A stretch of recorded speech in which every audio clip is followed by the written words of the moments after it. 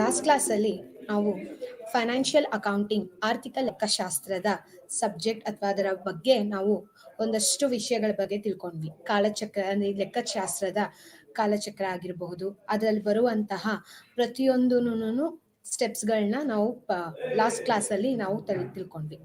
Block 2 ಮತ್ತು block 1 and 2, 3 so 3 ಬ್ಲಾಕ್ಗಳಲ್ಲಿ ಬರುವಂತಹ P&L account ಆಗಿರಬಹುದು ಅಥವಾ ಜರ್ನಲ್ ಎಂಟ್ರೀಸ್ ಆಗಿರ್ಬೋದು, ಲೆಜರ್ ಅಕೌಂಟ್ಸ್ ಆಗಿರಬಹುದು. ಅಂಡ್ ಲಾಸ್ಟ್ ಕ್ಲಾಸ್ ಅಲ್ಲಿ ಮುಖ್ಯವಾಗಿ ಡಿಪ್ರಿಸಿಯೇಷನ್ ಕ್ಯಾಲ್ಕುಲೇಷನ್, ಸೊ ಡಿಪ್ರಿಸಿಯೇಷನ್ ಇಳುವರಿ ಕ್ಯಾಲ್ಕುಲೇಷನ್ ಬಗ್ಗೆ ತಿಳ್ಕೊಂಡಿರೋದು. ಸೊ ಅದ್ರಲ್ಲಿ ಬರುವಂತಹ ಮುಖ್ಯವಾಗಿ ನೇರ ಸವಕಳಿ ಮೆಥಡ್ ಆಗಿರಬಹುದು ಅಥವಾ ಡಿಮಿನಿಷಿಂಗ್ ಬ್ಯಾಲೆನ್ಸ್ ಮೆಥಡ್ ಆಗಿರಬಹುದು. ಸೊ ಈ ವಿಷಯಗಳ ಬಗ್ಗೆ ನಾವು ಲಾಸ್ಟ್ ತರಗತಿಯಲ್ಲಿ ತಿಳ್ಕೊಂಡ್ವಿ. ಸೊ ಈಗ ಮುಖ್ಯವಾಗಿ ನಾವು ಬ್ಲಾಕ್ 4, ಸೊ ಬ್ಲಾಕ್ 4 ಅಲ್ಲಿ ಯೂನಿಟ್ 11 ಇದಕ್ಕೆ ಸಂಬಂಧಪಟ್ಟ ಚಾಪ್ಟರ್ ಬಂದು higher purchases and inland branches. ಈ ಒಂದು ಟಾಪಿಕ್ ಬಗ್ಗೆ ಈ ಒಂದು ಸೆಷನ್ ಅಲ್ಲಿ ನಾವು ಕಲಿಯೋಣ. ಹೈಯರ್ ಪರ್ಚೇಸ್ ಹೇಳೋ ಹಾಗೇನೆ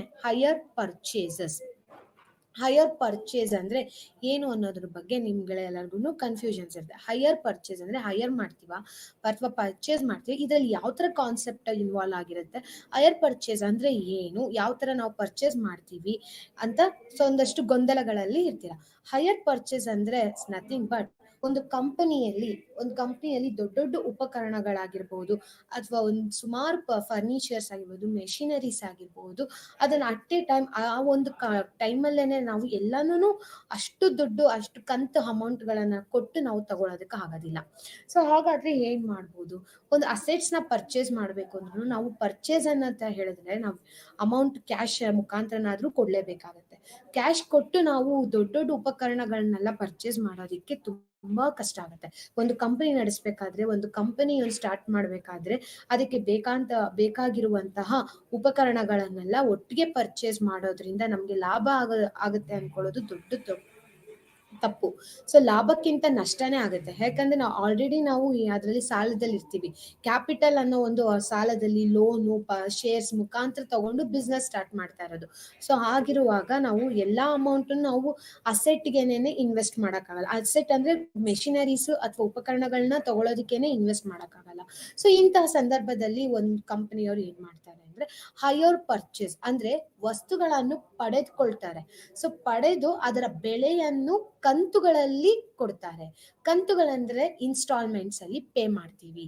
ಈಗ ದೊಡ್ಡ ಉಪಕರಣ ಒಂದು 33 ಲಕ್ಷದ ಐಟಮ್ ಅಥವಾ 3 ಲಕ್ಷದ ಒಂದು ದೊಡ್ಡ ಉಪಕರಣದವರ ಬೆಲೆ ಬಂದು 3 ಲಕ್ಷ ಇದ್ರೆ ಅಟ್ ಎ ಟೈಮ್ 3 ಲಕ್ಷ ಕೊಡಕ್ ಆಗ್ಲಿಲ್ಲ ಅಂದ್ರೆ ಅದನ್ನ ನಾವ್ ಏನ್ ಮಾಡ್ಬೋದು ಅಂದ್ರೆ ಫಸ್ಟ್ ಎಷ್ಟು ಅಮೌಂಟ್ ಆಗುತ್ತೋ ಅಷ್ಟನ್ನ ನಾವು ಪೇ ಮಾಡ್ತೀವಿ. ಡೌನ್ ಪೇಮೆಂಟ್ ಅಂತಾನು ಕರಿಬಹುದು ಅದನ್ನ. ನೀವು ಯಾವ್ದಾದ್ರು ಒಂದು ವೆಹಿಕಲ್ ನ ಪರ್ಚೇಸ್ ಮಾಡಿದ್ರೆ ನಿಮ್ಗೆ ಒಂದು ಐಡಿಯಾನು ಸಿಗುತ್ತೆ ಅದರಲ್ಲಿ. ಸೊ ನೀವು ವೆಹಿಕಲ್ ಪರ್ಚೇಸ್ ಮಾಡೋದಾಗಿರ್ಬೋದು, ಯಾವ್ದಾದ್ರು ಫರ್ನಿಚರ್ಸ್ ಪರ್ಚೇಸ್ ಮಾಡೋದಾಗಿರ್ಬೋದು, ಅದನ್ನ ಡೌನ್ ಪೇಮೆಂಟ್ ನ ಮಾಡಿ ನಂತರ ಮಿಕ್ಕಿರುವ ಬ್ಯಾಲೆನ್ಸ್ ಅಮೌಂಟ್ ನ, ಈಗ 3 ಲಕ್ಷದ ರೂಪಾಯಿದು 3 ಲಕ್ಷ ಅಮೌಂಟ್ ಇರೋ ಒಂದು ಯಾವ್ದಾದ್ರು ಒಂದು ಉಪಕರಣನ ನಾನು ತಗೊಳ್ತಾ ಇದ್ದೀನಿ ಅಂದ್ರೆ ಅಥವಾ ಪರ್ಚೇಸ್ ಮಾಡ್ತಾ ಇದ್ದೀನಿ ಅಂತ ಅನ್ಕೊಂಡ್ರೆ ಆ 3 ಲಕ್ಷಕ್ಕೆ ನಾನು ಸಡನ್ ಆಗಿ 3 ಲಕ್ಷ ಪೇ ಮಾಡೋಷ್ಟು ಅಮೌಂಟ್ ನನ್ನ ಹತ್ರ ಇರೋದಿಲ್ಲ. ಕಂಪ್ನಿ ನಡೆಸ್ತಾ ಇದ್ದೀನಿ, ಇವಾಗ ಸ್ಟಾರ್ಟ್ಅಪ್ ಮಾಡಿದೀನಿ, ಪೇ ಮಾಡಕ್ಕಾಗಲ್ಲ ಅಂದ್ರೆ ತಕ್ಷಣಕ್ಕೆ 30,000 ಕೊಡಬಲ್ಲೆ. ಸೊ 30,000 ಕೊಟ್ಟಾಗ ಇನ್ನು ಬ್ಯಾಲೆನ್ಸ್ 2,70,000, ಸೊ 2,70,000 rupees-ನ ನಾನು installment, so maybe 10 months ಆದ್ರೂ ತಗೊಬಹುದು ಅಥವಾ 7 months, it depends on the buyer and the seller. ಅಂದ್ರೆ ನನ್ನ ಮತ್ತೆ ಸೆಲ್ ಮಾಡೋರ ಮಧ್ಯೆ ಏನ್ ನಾವು ಅಗ್ರಿಮೆಂಟ್ ಮಾಡ್ಕೊಂತೀವೋ, ಸೊ ಆ ಒಂದು ಮ್ಯೂಚುವಲ್ ಅಂಡರ್ಸ್ಟ್ಯಾಂಡಿಂಗ್ ಮೇಲೆ we can decide the how many months, so instalment ಎಷ್ಟು ತಿಂಗಳಲ್ಲಿ ನಾನು ಕಟ್ತೀನಿ ಅಂತ. ಇಲ್ಲಿ ಇನ್ಸ್ಟಾಲ್ಮೆಂಟ್ ನಾನು ಕಟ್ತಾ ಇದ್ದೀನಿ ಅಂದ್ರೆ 2,70,000 ಡಿಸ್ಟ್ರಿಬ್ಯೂಟ್ ಮಾಡ್ತೀನಿ. ಸೊ ಆದ್ರೆ ಬೈಯರ್ ನಮ್ಗೆ ವಸ್ತುನ ಕೊಟ್ಟಿದ್ದಾರೆ, ಸೊ ಯಾವ್ದಾದ್ರು ಒಂದು ವಸ್ತು ಆಗಿರ್ಬೋದು ಅಥವಾ ಯಾವ್ದಾದ್ರು ಒಂದು ಉಪಕರಣನ ಕೊಟ್ಟಿದ್ದಾರೆ ಅಂದ್ರೆ ಆ ಓನರ್ಶಿಪ್ ನ ನನಗೆ ಟ್ರಾನ್ಸ್ಫರ್ ಮಾಡಿರೋದಿಲ್ಲ. ಬರೀ ನಾನು ಆ ವಸ್ತುವನ್ನ ಉಪಯೋಗಿಸ್ಕೊಬಹುದೇ ಹೊರತು ನಾನು ಅದನ್ನ ಬೇರೆಯವರಿಗೆ ಮಾರಾಟ ಮಾಡುವಂತಿಲ್ಲ. ಯಾಕಂದ್ರೆ ನಾನು ಇನ್ನೂ ಕಂಪ್ಲೀಟ್ ಅದರ ಅಮೌಂಟ್, ಅದರ ಬೆಲೆಯನ್ನು ನಾನು ಪೂರ್ಣವಾಗಿ ನಾನು ಸೆಲ್ಲರ್ಗೆ ಕೊಟ್ಟಿರೋದಿಲ್ಲ. ಸೊ ಹಾಗಾದ್ರೆ ನನಗೆ ಆ ವಸ್ತುವಿನ ಮೇಲೆ ಯಾವುದೇ ಆದ ಮಾರುವಂತಹ ಬುದ್ಧಿ ಆಗಿರ್ಬೋದು, ಮಾರಕ್ಕಾಗೋದಿಲ್ಲ. ಅದರ ಜೊತೆಗೆ ಅದನ್ನ ನಾನು ಬರೀ ಬಳಕೆ ಮಾಡ್ಬೋದೇ ಹೊರತು ಅದನ್ನ ನಾನು ಬೇರೆ ತರ ಯುಟಿಲೈಸ್ ಮಾಡೋದಿಕ್ಕೆ ಆಗೋದಿಲ್ಲ. ಯಾವಾಗ ನನಗೆ ವಸ್ತುವಿನ ಮೇಲೆ ಅಧಿಕಾರ ಬರುತ್ತೆ ಅಂದ್ರೆ ಪೂರ್ಣವಾಗಿ ಎಲ್ಲಾ ಕಂತುಗಳನ್ನು ಮುಗಿದ ನಂತರ, ಸೊ ಪೂರ್ತಿಯಾಗಿ ಎಲ್ಲಾ ಕಂತುಗಳನ್ನು ಮುಗಿದ ನಂತರವೇನೆ ಆ ವಸ್ತುವಿನ ಓನರ್ಶಿಪ್ ಅಂದ್ರೆ ಆ ವಸ್ತುವನ್ನ ನಾನು ಮಾರೋದಕ್ಕೂ ರೈಟ್ಸ್ ಅನ್ನೋ ಸಿಗುತ್ತೆ. ಅಲ್ಲಿವರೆಗೂ ಆ ವಸ್ತುವಿನ ಮೇಲೆ ಬರೀ ಬಳಕೆಗೆ ಮಾತ್ರ ಸೀಮಿತವಾಗಿರುತ್ತದೆ. ಒಂದೊಂದು ಕೇಸಲ್ಲಿ ಏನಾಗುತ್ತೆ ಅಂದ್ರೆ ವಸ್ತುನ ನಾನು ಅಂದ್ರೆ ಕಂತುಗಳನ್ನ ಅಂದ್ರೆ ಇನ್ಸ್ಟಾಲ್ಮೆಂಟ್ ಅಮೌಂಟ್ ನ ಪೇ ಮಾಡ್ತಿರ್ತೀವಿ, ಅದನ್ನ ನಾವು ಪೇ ಮಾಡ್ತಾ ಇರ್ತೀವಿ. ಇನ್ನೂ 2-3 years ಇನ್ನು ಒಂದು 2-3 months ಪೇ ಮಾಡ್ಬೇಕಾಗಿರುತ್ತೆ, ಇನ್ನು ನಾನು ಕಂಪ್ಲೀಟ್ ಆಗಿ ಪೇ ಮಾಡಿರೋದಿಲ್ಲ. ಸೊ ಹಾಗಾದ್ರೆ ಅವಾಗ ಏನ್ ಮಾಡ್ತಾರೆ, ಸೆಲ್ಲರ್ಗೆ ಅವ್ರಿಗೆ ರೈಟ್ಸ್ ಇರುತ್ತೆ ಆ ವಸ್ತುನ ವಾಪಸ್ ತಗೊಳ್ಳೋ ಅಂತದ್ದು. ಹಾಗಾದ್ರೆ ವಾಪಸ್ ಅಂದ್ರೆ ನಾನು ಇನ್ನೂ ಪೇ ಮಾಡಿಲ್ಲ, ಸುಮಾರು ತಿಂಗಳಿಂದ ನಾನು ಅಮೌಂಟ್ ನ ಕಂತುಗಳನ್ನ ಪೇ ಮಾಡಿದಿರಾ ಬ್ಯಾಲೆನ್ಸ್ ಇಟ್ಕೊಂಡಿದ್ದೀನಿ, ಅವಾಗ ಸೆಲ್ಲರ್ಗೆ ರೈಟ್ಸ್ ಇರುತ್ತೆ ವಾಪಸ್ನ ಆ ವಸ್ತುನ ಆ ಉಪಕರಣವನ್ನ ವಾಪಸ್ ಪಡ್ಕೊಬಹುದು. ಹಾಗಾದ್ರೆ ವಾಪಸ್ ತಗೊಂತಿದ್ದಾರೆ ಅಂದ್ಮೇಲೆ ನಾವು ಆಲ್ರೆಡಿ ಪೇ ಮಾಡಿರ್ತೀವಲ್ಲ, ಯಾವ್ದೋ ಒಂದು 2-3 months ಪೇ ಮಾಡಿರ್ತೀವಲ್ಲ, ಕಟ್ಟಿರ್ತೀವಲ್ಲ, ಆ ಅಮೌಂಟ್ ನ ನಮ್ಗೆ ವಾಪಸ್ ಕೊಡ್ತಾರೆ ಇಲ್ಲ, ಅದನ್ನ ಹೈಯರ್ ಚಾರ್ಜಸ್ ಅಂತ ಹೇಳಿ ಟ್ರೀಟ್ ಮಾಡ್ತಾರೆ. ನಾವು ಕಟ್ಟಿರೋ ಅಮೌಂಟ್ ನಮ್ಗೆ ಯಾವತ್ತಿಗೂ ವಾಪಸ್ ಬರಲ್ಲ. ಯಾಕಂದ್ರೆ ಆ ವಸ್ತುನ ಆ 1-2 ತಿಂಗಳಲ್ಲಿ ನಾವು ಉಪಯೋಗಿಸುವ ಕಾರಣಕ್ಕಾಗಿ ಆ ಅಮೌಂಟ್ ಅನ್ನ ಚಾರ್ಜಸ್ ಆಗಿ ಟ್ರೀಟ್ ಮಾಡ್ತಾರೆ ಹೊರತು ಅದನ್ನ ನಮ್ಗೆ ವಾಪಸ್ ಕೊಡೋದಿಲ್ಲ. ಇದು ಮುಖ್ಯ. ಮತ್ತೆ ಅವರು ಒಂದು ಅಮೌಂಟ್ ಅನ್ನ ನಾವು ಇನ್ಸ್ಟಾಲ್ಮೆಂಟ್ ಅಲ್ಲಿ ಪೇ ಮಾಡೋದಕ್ಕೆ ಅವಕಾಶ ಕೊಟ್ಟಿದ್ದಾರೆ ಅಂದ್ರೆ ಸುಮ್ಮನೆ ಅವಕಾಶ ಕೊಡೋದಿಲ್ಲ, ಇದರಲ್ಲಿ ಜೊತೆಗೆ ಇಂಟ್ರೆಸ್ಟ್ ಕೂಡ ನಾವು ಕಟ್ಟಬೇಕಾಗತ್ತೆ. ಇದು ಮೇಜರ್. ಯಾಕಂದ್ರೆ ಇವಾಗ ಒಂದು ವಸ್ತುವಿನ ಬೆಲೆ 3 ಲಕ್ಷ ಅಂದ್ರೆ ಅದಕ್ಕೆ 10% ಇಂಟ್ರೆಸ್ಟ್, 5% ಇಂಟ್ರೆಸ್ಟ್, ಇದು depends on the mutual understanding between the buyer and the seller. So ಇಲ್ಲಿ ಏನಾಗುತ್ತೆ, ಇಲ್ಲಿ ಅವರ ಪರ್ಸೆಂಟೇಜ್ 5% 10% ಅಷ್ಟು ಇಂಟ್ರೆಸ್ಟ್ ನ ನಾವು ಸೇರಿಸಿ ಕೊಡ್ಬೇಕಾಗತ್ತೆ. ಯಾಕಂದ್ರೆ ಒಂದೇ ಟೈಮ್ ಅಲ್ಲಿ 3 ಲಕ್ಷ ಅಮೌಂಟ್ ಕೊಡೋದಕ್ಕೆ ಬದಲಾಗಿ ನಾನು ತಿಂಗಳು ಒಂದೊಂದ್ ಸ್ವಲ್ಪ ಕಂತುಗಳಲ್ಲಿ ಕೊಡುವಾಗ 3,30,000 ಆಗಿರ್ಬೋದು ಅಥವಾ 3,60,000, 10% ಅಂದ್ರೆ 30,000, 3,30,000 ಅದು ತಿಂಗಳ ಮೇಲೆ ನಾವು ಕ್ಯಾಲ್ಕುಲೇಷನ್ ಮಾಡ್ತಾ ಹೋಗ್ಬೇಕಾಗತ್ತೆ. ಸೊ ಈ ರೀತಿ ಕಂತುಗಳಲ್ಲಿ ಪಾವತಿಸಿ ಸರಕುಗಳನ್ನು ಖರೀದಿಸುವ ವಿಧಾನ ಎಂದು ನಾವು ಕರೀಬಹುದು ಈ ಹೈಯರ್ ಪರ್ಚೇಸ್. ಸೊ ನಾವು ಹೈಯರ್ ಮಾಡ್ತೀವಿ, ಆದ್ರೆ ಅದನ್ನ ನಾವು ಕಂತುಗಳನ್ನ ಮೂಲಕ ನಾವು ಕಟ್ತೀವಿ. ಅಮೌಂಟ್ ನ ಒಟ್ಟಿಗೆ ನಾವು ಅಮೌಂಟ್ ಕಟ್ಟಲ್ಲ, ಕಂತುಗಳಲ್ಲಿ ಕಟ್ಟೋದ್ರಿಂದ ಜೊತೆಗೆ ನಾವೇನ್ ಸೇರಿಸ್ತೀವಿ, ಇಂಟ್ರೆಸ್ಟ್ ಅಮೌಂಟ್ ನ ಸೇರಿಸಿ ನಾವು ಕಂತುಗಳನ್ನ ಕಟ್ತೀವಿ. ಸೊ ಇಲ್ಲಿ ನಿಮ್ಗೆ ಪ್ರಾಬ್ಲಮ್ಸ್ ಯಾವ ರೀತಿ ಬೇಕಾದ್ರೂ ಕೇಳ್ಬೋದು. ಕ್ಯಾಶ್ ಪ್ರೈಸ್ ಎಷ್ಟು ಅಂತ ಕೇಳ್ಬೋದು. ಕ್ಯಾಶ್ ಪ್ರೈಸ್ ಅಂದ್ರೆ ಏನು, ಒಂದು ವಸ್ತುವನ್ನ ಪರ್ಚೇಸ್ ಮಾಡೋದ್ರ ಜೊತೆಗೆ ಅದಕ್ಕೆ ಸಂಬಂಧಪಟ್ಟ ಎಲ್ಲಾ ತರದ ಖರ್ಚುಗಳು, ಒಂದು ಟ್ರಾನ್ಸ್ಪೋರ್ಟೇಷನ್ ಕಾಸ್ಟ್ ಆಗಿರ್ಬೋದು ಅಥವಾ ಇನ್ಸ್ಟಾಲೇಷನ್ ಕಾಸ್ಟ್ ಆಗಿರ್ಬೋದು, ಎಲ್ಲಾ ಖರ್ಚುಗಳನ್ನು ಸೇರಿಸಿ ಬರುವಂತಹ ಕ್ಯಾಶ್ ಪ್ರೈಸ್ ಕ್ಯಾಲ್ಕುಲೇಟ್ ಮಾಡೋದಿಲ್ಲಿ ಆ ಕ್ಯಾಶ್ ಪ್ರೈಸ್ ಬೇರೆ, ಈ ಕ್ಯಾಶ್ ಪ್ರೈಸ್ ಒಂದು ವಸ್ತುವಿನ ಬೆಲೆ ಎಷ್ಟು ಅನ್ನೋದನ್ನ ಕ್ಯಾಲ್ಕುಲೇಟ್ ಮಾಡ್ತೀವಿ. ಮತ್ತೆ ಅದರ ಜೊತೆಗೆ ಎಷ್ಟು ಇಂಟ್ರೆಸ್ಟ್ ರೇಟ್ ಹಾಕಿದ್ದಾರೆ ಅಥವಾ ಎಷ್ಟು ಇಂಟ್ರೆಸ್ಟ್ ಕಟ್ತಾ ಇದ್ದೀವಿ ಅನ್ನೋದನ್ನು ಕ್ಯಾಲ್ಕುಲೇಟ್ ಮಾಡ್ತೀವಿ. ಮತ್ತೆ ಪ್ರತಿ ತಿಂಗಳು ನಮ್ಗೆ ಇನ್ಸ್ಟಾಲ್ಮೆಂಟ್ ಅಲ್ಲಿ ಎಷ್ಟು ಇನ್ಸ್ಟಾಲ್ಮೆಂಟ್ ಅಮೌಂಟ್ ಒಂದಿಷ್ಟು ರೂಪಾಯಿ ಇತ್ತು ಅಂದ್ರೆ ಆ ಅಮೌಂಟ್ ಅಲ್ಲಿ ನಾರ್ಮಲ್ ಪ್ರಿನ್ಸಿಪಲ್ ಅಮೌಂಟ್ ಎಷ್ಟು, ಇಂಟ್ರೆಸ್ಟ್ ಎಷ್ಟು, ಅದನ್ನು ಕೂಡ ನಾವು ಕ್ಯಾಲ್ಕುಲೇಷನ್ ಮಾಡ್ಬೇಕಾಗತ್ತೆ, ಕಂಡುಹಿಡಿಬೇಕಾಗತ್ತೆ. ಸೊ ಈ ತರದ ಸುಮಾರು ಉದಾಹರಣೆಗಳಿದಾವೆ, ಸುಮಾರು ಪ್ರಾಬ್ಲಮ್ಸ್ ಗಳಿದಾವೆ ನೀವು ಈ ರೀತಿ ಕ್ಯಾಲ್ಕುಲೇಷನ್ ಮಾಡೋದು. ಸೊ ಮೇಜರ್ ಆಗಿ ತಲೆಯಲ್ಲಿ ಇಟ್ಕೊಂಡ್ಬಿಡಿ. ಸೊ ಹೈಯರ್ ಪರ್ಚೇಸ್ ಅಂದ್ರೆ ಏನು ಅಲ್ಲ, ನಾವು ಯಾವುದೇ ವಸ್ತುವನ್ನು ತಗೊಂಡಾಗ ಅಥವಾ ಯಾವುದೇ ಒಂದು ಉಪಕರಣವನ್ನು ನಾವು ಪರ್ಚೇಸ್ ಮಾಡಿದಾಗ ಅಥವಾ ಖರೀದಿಸಿದಾಗ ಮುಖ್ಯವಾಗಿ ಆ ತಕ್ಷಣಕ್ಕೆ ನಾವು ಅಮೌಂಟ್ ಅನ್ನು ಕೊಡೋಕ್ಕಾಗೋದಿಲ್ಲ, ಅದರ ನಿಖರವಾದ ಬೆಲೆಯನ್ನು ನಾವು ತಕ್ಷಣಕ್ಕೆ ಪೇ ಮಾಡೋದಕ್ಕಾಗೋದಿಲ್ಲ, ಅದನ್ನು ನಾವು ಕಂತುಗಳ ಮೂಲಕ ಪೇ ಮಾಡ್ತೀವಿ. ಸೊ ಕಂತುಗಳ ಮೂಲಕ ಪೇ ಮಾಡುವುದರ ಜೊತೆಗೆ ಅದಕ್ಕೆ ಬಡ್ಡಿಯನ್ನು ಹಾಕಿ ಕೂಡ ನಾವು ಪೇ ಮಾಡುವ ಮೆಥಡ್ ನ ಹೈಯರ್ ಪರ್ಚೇಸ್ ಅಂತ ಹೇಳ್ತೀವಿ. ಇಲ್ಲಿ ಮತ್ತೊಂದು ಮುಖ್ಯವಾಗಿ ಏನೆಂದರೆ, ಸೊ ಪರ್ಚೇಸ್ ವಸ್ತು ನಮ್ಮಲ್ಲಿದೆ ಅಂತ ಕೂಡಲೇ ನಮಗೆ ಆ ವಸ್ತುವಿನ ಮೇಲೆ ಯಾವುದೇ ತರದ ಅಧಿಕಾರವಿರುವುದಿಲ್ಲ. ಕೇವಲ ನಾವು ಒಂದು ವಸ್ತುವನ್ನ ಉಪಯೋಗಿಸಬಹುದೇ ಹೊರತು ಅದನ್ನು ನಾವು ಸೇಲ್ ಮಾಡುವಂತಹ ಅಧಿಕಾರ ನಮ್ಮಲ್ಲಿ ಇರೋದಿಲ್ಲ, ಮಾರಾಟ ಅಂತೂ ಮಾಡುವುದಕ್ಕೆ ಆಗೋದಿಲ್ಲ. ಕಾರಣ ಏನೆಂದರೆ ನಾವು ಅದಕ್ಕೆ ಕಂಪ್ಲೀಟ್ ಫುಲ್ಲು ಹೋಲ್ ಅಮೌಂಟ್ ನಾವು ಪೇ ಮಾಡಿರೋದಿಲ್ಲ. ಕಂತುಗಳಲ್ಲಿ ಇನ್ನೂ ಪೇ ಮಾಡ್ತಿರ್ತೀವಿ. ಈಗ ಜಸ್ಟ್ ಒಂದು ಉಪಕರಣ ನಮ್ಮಲ್ಲಿ ಇದೆ ಅಂದಿದ ತಕ್ಷಣನೇ ನಮ್ಗೆ ರೈಟ್ಸ್ ಇದೆ, ನಾವು ಸೇಲ್ ಮಾಡ್ಬೋದು ಅನ್ನೋದೆಲ್ಲ ಇಲ್ಲ. ಓನರ್ಶಿಪ್ ನ ಮಾತ್ರ ಯಾವತ್ತೇ ಆಗ್ಲಿ ಸೆಲ್ಲರ್ಸ್ ಟ್ರಾನ್ಸ್ಫರ್ ಮಾಡೋದಿಲ್ಲ. ಟ್ರಾನ್ಸ್ಫರ್ ಯಾವಾಗ ಮಾಡ್ತಾರೆ ಓನರ್ಶಿಪ್ ಅಂದ್ರೆ ಸೊ ಓನ್ಲಿ ಕೇವಲ ಕೊನೆಯ ಕಂತು, ಸೊ ಕೊನೆಯ ಕಂತು ಕಟ್ಟಿದ ನಂತರ ಸೊ ನಿಮ್ಮ ಅಮೌಂಟ್ ಎಷ್ಟು ಕಂಪ್ಲೀಟ್ ವಸ್ತುವಿನ ಅಮೌಂಟ್ ಎಷ್ಟಿರುತ್ತೋ ಅಷ್ಟು ನೀವು ಪೇ ಮಾಡಿದ ನಂತರ ಆ ವಸ್ತುವಿನ ಮೇಲೆ ನಿಮಗೆ ಅಧಿಕಾರ ಬರುತ್ತೆ. ಅಲ್ಲಿಯ ತನಕ ನಿಮಗೆ ಬರೀ ಕೇವಲ ಉಪಯೋಗಿಸಬಹುದೇ ಹೊರತು ಮಾರಾಟ ಮಾಡುವುದಕ್ಕೆ ಆಗೋದಿಲ್ಲ. ಇದು ಮೇಜರ್. ಸೊ ಇಲ್ಲಿ ಈ ತರ ಉದಾಹರಣೆ, ಇವಾಗ ಒಂದು ಉದಾಹರಣೆ ಒಂದು ಪ್ರಾಬ್ಲಮ್ ತಗೊಂಡಿದ್ದೀನಿ, ಜಸ್ಟ್ ಅಬ್ಸರ್ವ್ ಮಾಡಿ. ಈ ಪ್ರಾಬ್ಲಮ್ ಅಲ್ಲಿ a limited purchased a machine. So one company that purchased a machine on higher purchases from Z Limited. So ಇವಾಗ ಇಲ್ಲಿ ಏನಾಗ್ತಿದೆ ಕ್ವಶನ್ ಅಲ್ಲಿ ಅಬ್ಸರ್ವ್ ಮಾಡಿದ್ರೆ ಒಂದು company the purchasing Z Limited on January 1st 2016. Question observe ಮಾಡಿ, January 1st 2016 they are purchasing a machinery and paying 8,000 immediately. ಹಾಗಾದ್ರೆ 8,000 ನಾವ್ ಏನಂತ ಟ್ರೀಟ್ ಮಾಡ್ಬೋದು, ಡೌನ್ ಪೇಮೆಂಟ್ ಅಂತ ಕರಿಬಹುದು. ಯಾಕಂದ್ರೆ 8,000 ಅವರು ಇಮಿಡಿಯೇಟ್ ಆಗಿ ಪೇ ಮಾಡ್ತಿದ್ದಾರೆ, ಮೆಷಿನ್ ನ ಪರ್ಚೇಸ್ ಮಾಡ್ತಿದ್ದಾರೆ ಎ ಲಿಮಿಟೆಡ್ ಅವರು ಫ್ರಮ್ Z ಲಿಮಿಟೆಡ್ ಇಂದ. Z ಲಿಮಿಟೆಡ್ ಇಂದ ಪರ್ಚೇಸ್ ಮಾಡ್ತಿದ್ದಾರೆ ಮತ್ತೆ ಇಮಿಡಿಯೇಟ್ ಆಗಿ 8,000 ರೂಪೀಸ್ ಪೇ ಮಾಡ್ತಿದ್ದಾರೆ. 8,000 ರೂಪೀಸ್ ಪೇ ಮಾಡ್ತಿದ್ದಾರೆ ಅಂದ್ರೆ ಇಲ್ಲಿ ಡೌನ್ ಪೇಮೆಂಟ್ ಅಂತ ಕರಿಬಹುದು. ನಂತರ agrees to pay 3 annual installments, 3 installments ಅಲ್ಲಿ ಮತ್ತೆ 8,000 ಕಟ್ತಿದ್ದಾರೆ. ಸೊ ಹಾಗಾದ್ರೆ 3 ಇನ್ಸ್ಟಾಲ್ಮೆಂಟ್ ಅಲ್ಲಿ 8,000 ಕಟ್ಟಿ ಜೊತೆಗೆ ಸ್ಟಾರ್ಟಿಂಗ್ ಅಲ್ಲೇನೆ ಪರ್ಚೇಸ್ ಮಾಡುವಾಗ್ಲೇನೆ 8,000 ಕಟ್ಟಿದ್ದಾರೆ. ಹಾಗಾದ್ರೆ ಟೋಟಲ್ ಆಗಿ ಎಷ್ಟು ಕಟ್ಟಿದ್ದಾರೆ, ಇಲ್ಲಿ ಕ್ಯಾಶ್ ಪ್ರೈಸ್ ಎಷ್ಟು? ಹಾಗಾದ್ರೆ continue the problem. Each on December 31st every year. So ಪ್ರತಿ ವರ್ಷನೂ 8,000 ಕಟ್ತಿದ್ದಾರೆ. The cash price of the machine, so ಅವರೇ ಕ್ಲಿಯರ್ ಆಗಿ ಕೊಟ್ಟಿದ್ದಾರೆ. ಕ್ಯಾಶ್ ಪ್ರೈಸ್ ಆಕ್ಚುಲಿ ಎಷ್ಟು? Cash price 29,800 and vendors charges 5% per annum. ಹಾಗಾದ್ರೆ ಇಂಟ್ರೆಸ್ಟ್ ಎಷ್ಟು ಚಾರ್ಜ್ ಮಾಡ್ತಿದ್ದಾರೆ? ನಮ್ಗೆ 5% ಚಾರ್ಜ್ ಮಾಡ್ತಿದ್ದಾರೆ.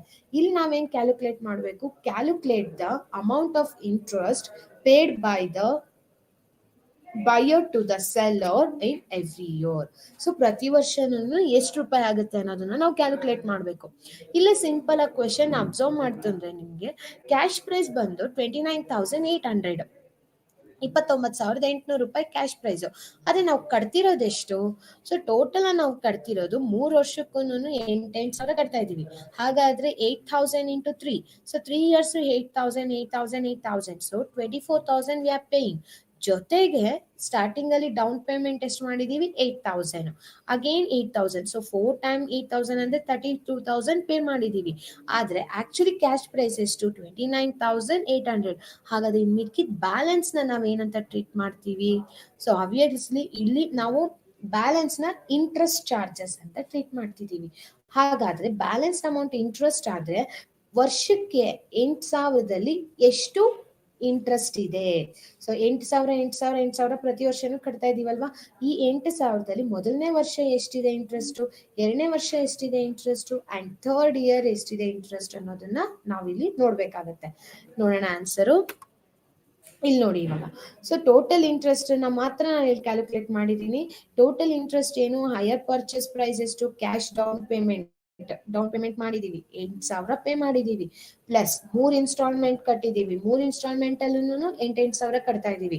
ಹಾಗಾದ್ರೆ 24,000 ಜೊತೆಗೆ down payment 8,000, so total 32,000 total amount ಆಯ್ತು ಪೇ ಮಾಡಿದೀವಿ. ಅಂದ್ರೆ ಆಕ್ಚುಯಲ್ ಕ್ಯಾಶ್ ಪ್ರೈಸ್ ಎಷ್ಟಿರೋದ ಮೆಷಿನ್ದು? 29,800.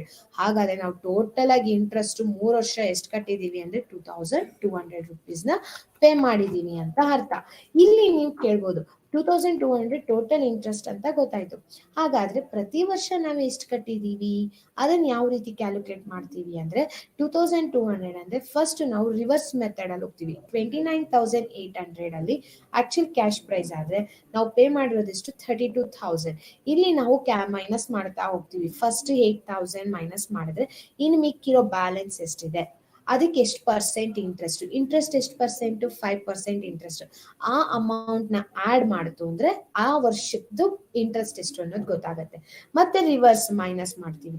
ಇಲ್ಲಿ ಕೂಡ ನಮ್ಗೆ ಸೆಕೆಂಡ್ ಇಯರ್ ಇನ್ಸ್ಟಾಲ್ಮೆಂಟ್ ಎಷ್ಟು 8,000 rupees. ಆ 8,000 ಅಲ್ಲಿ ಎಷ್ಟು ಪರ್ಸೆಂಟ್ ಮಿಕ್ಕಿರೋ ಈ 29,800 ಅಲ್ಲಿ ಎಷ್ಟು ಬ್ಯಾಲೆನ್ಸ್ ಮಿಕ್ಕಿದೆ.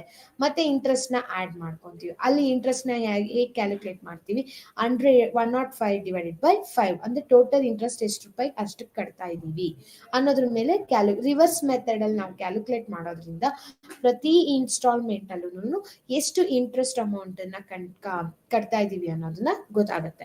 ಸೊ ನೆಕ್ಸ್ಟ್ ಪ್ರಾಬ್ಲಮ್ ಅಲ್ಲಿ ನೋಡೋಣ. ನೆಕ್ಸ್ಟ್ ಪ್ರಾಬ್ಲಮ್ ಅಲ್ಲಿ ಕ್ಲಿಯರ್ ಆಗಿದೆ. Renuka purchased a machine. So Renuka here purchased a machine on January 1st, 2015 on hire purchase basis. So he is a purchased a machine on hire purchase basis for rupees 5,000 payable as under. ಇಲ್ಲಿ ಏನಾಗ್ತಾ ಇದೆ, higher purchase basis ಮೇಲೆ purchase ಮಾಡ್ತಿದ್ದಾರೆ. Renuka purchased a machine on January 1st, 2015 on hire purchase basis for rupees 5,000 payable as under. Down payment ಎಷ್ಟಿದೆ 5,000 rupees actually pay ಮಾಡಬೇಕು. Down payment ಎಷ್ಟಿದೆ 930 rupees. They are paid at the end of the first year. ಇಲ್ಲೇ question ಅಲ್ಲೇ ಗೊತ್ತಾಗ್ತಾ ಇದೆ ನಮಗೆ 3 installments they are paid. First instalment ಅಲ್ಲಿ ಎಷ್ಟು ಪೇ ಮಾಡಿದ್ದಾರೆ 1,426 ಪೇ ಮಾಡಿದ್ದಾನೆ. ಸೆಕೆಂಡ್ ಇನ್ಸ್ಟಾಲ್ಮೆಂಟ್ ಅಲ್ಲಿ ಎಷ್ಟು ಪೇ ಮಾಡ್ತಿದ್ದಾನೆ 1,804 rupees ಹಂಗೆ ಪೇ ಮಾಡ್ತಿದ್ದಾನೆ. ಥರ್ಡ್ ಇನ್ಸ್ಟಾಲ್ಮೆಂಟ್ ಗೆ ಎಷ್ಟು ಪೇ ಮಾಡ್ತಿದ್ದಾರೆ 840 rupees ಹಂಗೆ ಪೇ ಮಾಡ್ತಿದೆ. ನೀವು ಅಬ್ಸರ್ವ್ ಮಾಡ್ತಾ ಇರ್ಬೋದು, ಇದು ನಮ್ಗೆ ಫಸ್ಟ್ ಇನ್ಸ್ಟಾಲ್ಮೆಂಟ್ ಇಲ್ಲಿ ಈಕ್ವಲ್ ಇನ್ಸ್ಟಾಲ್ಮೆಂಟ್ ಆಗಿಲ್ಲ. ಲಾಸ್ಟ್ ಪ್ರಾಬ್ಲಮ್ ಅಲ್ಲಿ ಏನಾಗಿತ್ತು, ಈಕ್ವಲ್ ಇನ್ಸ್ಟಾಲ್ಮೆಂಟ್ ಆಗಿತ್ತು 8,000 8,000 8,000. ಇಲ್ಲೇನಾಗ್ತಾ ಇದೆ, ಅಮೌಂಟ್ ರಿಡ್ಯೂಸ್ ಆಗ್ತಾ ಹೋಗ್ತಾ ಇದೆ. First instalment is 1,486. Second instalment again it's increase 1,804. Third instalment 840. The variations ಆಗ್ತಾ ಇದೆ. ಹಾಗೆ ರೇಟ್ ಆಫ್ ಇಂಟ್ರೆಸ್ಟ್ ಎಷ್ಟು 5%. ಅಂದ್ರೆ ಡೌನ್ ಪೇಮೆಂಟ್ ಆಗಿದ ತಕ್ಷಣ ಇಲ್ಲಿ ಅವನು ಇಷ್ಟಿಷ್ಟು ಅಮೌಂಟ್ ಅನ್ನ ಈಕ್ವಲ್ ಇನ್ಸ್ಟಾಲ್ಮೆಂಟ್ ಅಲ್ಲಿ ಕಟ್ತೀನಿ ಅಂತ ಹೇಳ್ತಿಲ್ಲ, ಎಷ್ಟು ಪಾಸಿಬಿಲಿಟೀಸ್ ಇದೆಯೋ ಅಷ್ಟು ಕಟ್ತಾ ಇದ್ದಾನೆ. ಆದ್ರೆ ಇದ್ರಲ್ಲಿ ಇಂಟ್ರೆಸ್ಟ್ ಎಷ್ಟೆಷ್ಟು ಆಡ್ ಆಗಿದೆ ಅನ್ನೋದನ್ನ ನಾವು ಕ್ಯಾಲ್ಕುಲೇಟ್ ಮಾಡಬೇಕು. ಈ ಇನ್ಫಾರ್ಮೇಶನ್ ಕೊಟ್ಟಿದ್ದಾರೆ. ಕ್ವೆಶನ್ ಏನ್ ಕೇಳ್ತಿದ್ದಾರೆ ಅಬ್ಸರ್ವ್ ಮಾಡಿ. Calculate the cash price. First installment, second installment, third installment ಮೂರು ಆಡ್ ಮಾಡಿ ಡೌನ್ ಪೇಮೆಂಟ್ ನಾವು ಆಡ್ ಮಾಡಿದಾಗ ನಿಮ್ಗೆ ಕ್ಯಾಶ್ ಪ್ರೈಸ್ ಬರಲ್ಲ, ಬಿಕಾಸ್ ಇಂಟ್ರೆಸ್ಟ್ ಕೂಡ ಇನ್ವಾಲ್ವ್ ಆಗಿರುತ್ತೆ. ಫಸ್ಟ್ ಇನ್ಸ್ಟಾಲ್ಮೆಂಟ್ ಅಲ್ಲಿ 1,426 ಅಲ್ಲಿ normal principal amount plus cash price normal principal amount plus interest ಕೂಡ ಆಡ್ ಆಗಿರುತ್ತೆ. ನಮಗೆ ಬೇಕಾಗಿರೋದು purely they are asking for cash price of the machine ಮತ್ತು ಇಂಟ್ರೆಸ್ಟ್ ಎಷ್ಟು with each installment. First installment, second installment, third instalment ಅಲ್ಲಿ ಇವಾಗ 1,426 they are given first instalment. ಈ first instalment ಅಲ್ಲಿ ಕ್ಯಾಶ್ ಪ್ರೈಸ್ ಎಷ್ಟು ಮತ್ತೆ ಇಂಟ್ರೆಸ್ಟ್ ಚಾರ್ಜಸ್ ಎಷ್ಟು ಅನ್ನೋದನ್ನ ನಾವು ಕ್ಲಿಯರ್ ಆಗಿ ಕ್ಯಾಲ್ಕುಲೇಟ್ ಮಾಡಬೇಕು. ಅದೇ ತರ ಸೆಕೆಂಡ್ ಇಯರ್ ಅಲ್ಲೂ ಅಷ್ಟೇ 1,804 ದೇ ಆರ್ ಗಿವನ್. ಇದ್ರ ಕ್ಯಾಶ್ ಪ್ರೈಸ್ ಎಷ್ಟು ಮತ್ತೆ ಇಂಟ್ರೆಸ್ಟ್ ರೇಟ್ ಎಷ್ಟು ಅನ್ನೋದನ್ನ ಕ್ಯಾಲ್ಕುಲೇಟ್ ಮಾಡಬೇಕು.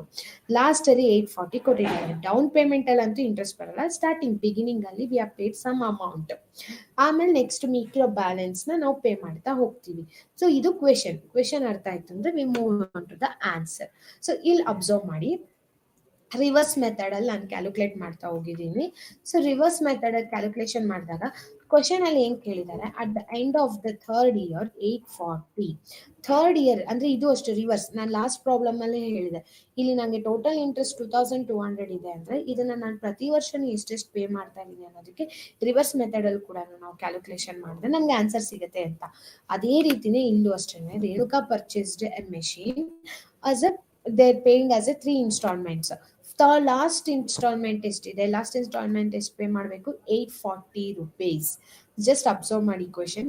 This question was important. Exam point of view ಅಲ್ಲಿ ಸಾಮಾನ್ಯವಾಗಿ ಈ ತರದ ಕ್ವೆಶನ್ಸ್ ಗಳನ್ನೇ ಕೇಳ್ತಾರೆ. ಸೊ ಇಲ್ಲಿ 840 ಬಂದು ಥರ್ಡ್ ಇನ್ಸ್ಟಾಲ್ಮೆಂಟ್ ಇದೆ.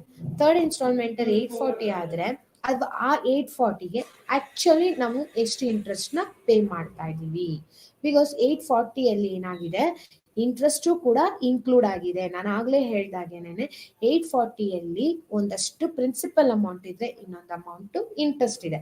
ಇಂಟ್ರೆಸ್ಟ್ ಎಷ್ಟು ಅನ್ನೋದನ್ನ ನಾವು ಕ್ಯಾಲ್ಕುಲೇಟ್ ಮಾಡಬೇಕು. The percentage already they are given. Rate of interest percentage 5%. 5% rate of interest ಕೊಟ್ಟಿದ್ದಾರೆ ಅಂದ್ರೆ ಹಾಗಾದ್ರೆ ಎಷ್ಟಾಗುತ್ತೆ ಅಂದ್ರೆ ಜಸ್ಟ್ ಇಂಟ್ರೆಸ್ಟ್ ಕಾಲಮ್ ಅಲ್ಲಿ ನೋಡಿ 840 into 5% divided by 105 because already ಇದರಲ್ಲಿ ಇನ್ಕ್ಲೂಡ್ ಆಗಿದೆ. ಸೊ ಹಾಗಾದ್ರೆ ಎಷ್ಟು ಬರುತ್ತೆ 40 ರುಪೀಸ್ ಬರುತ್ತೆ.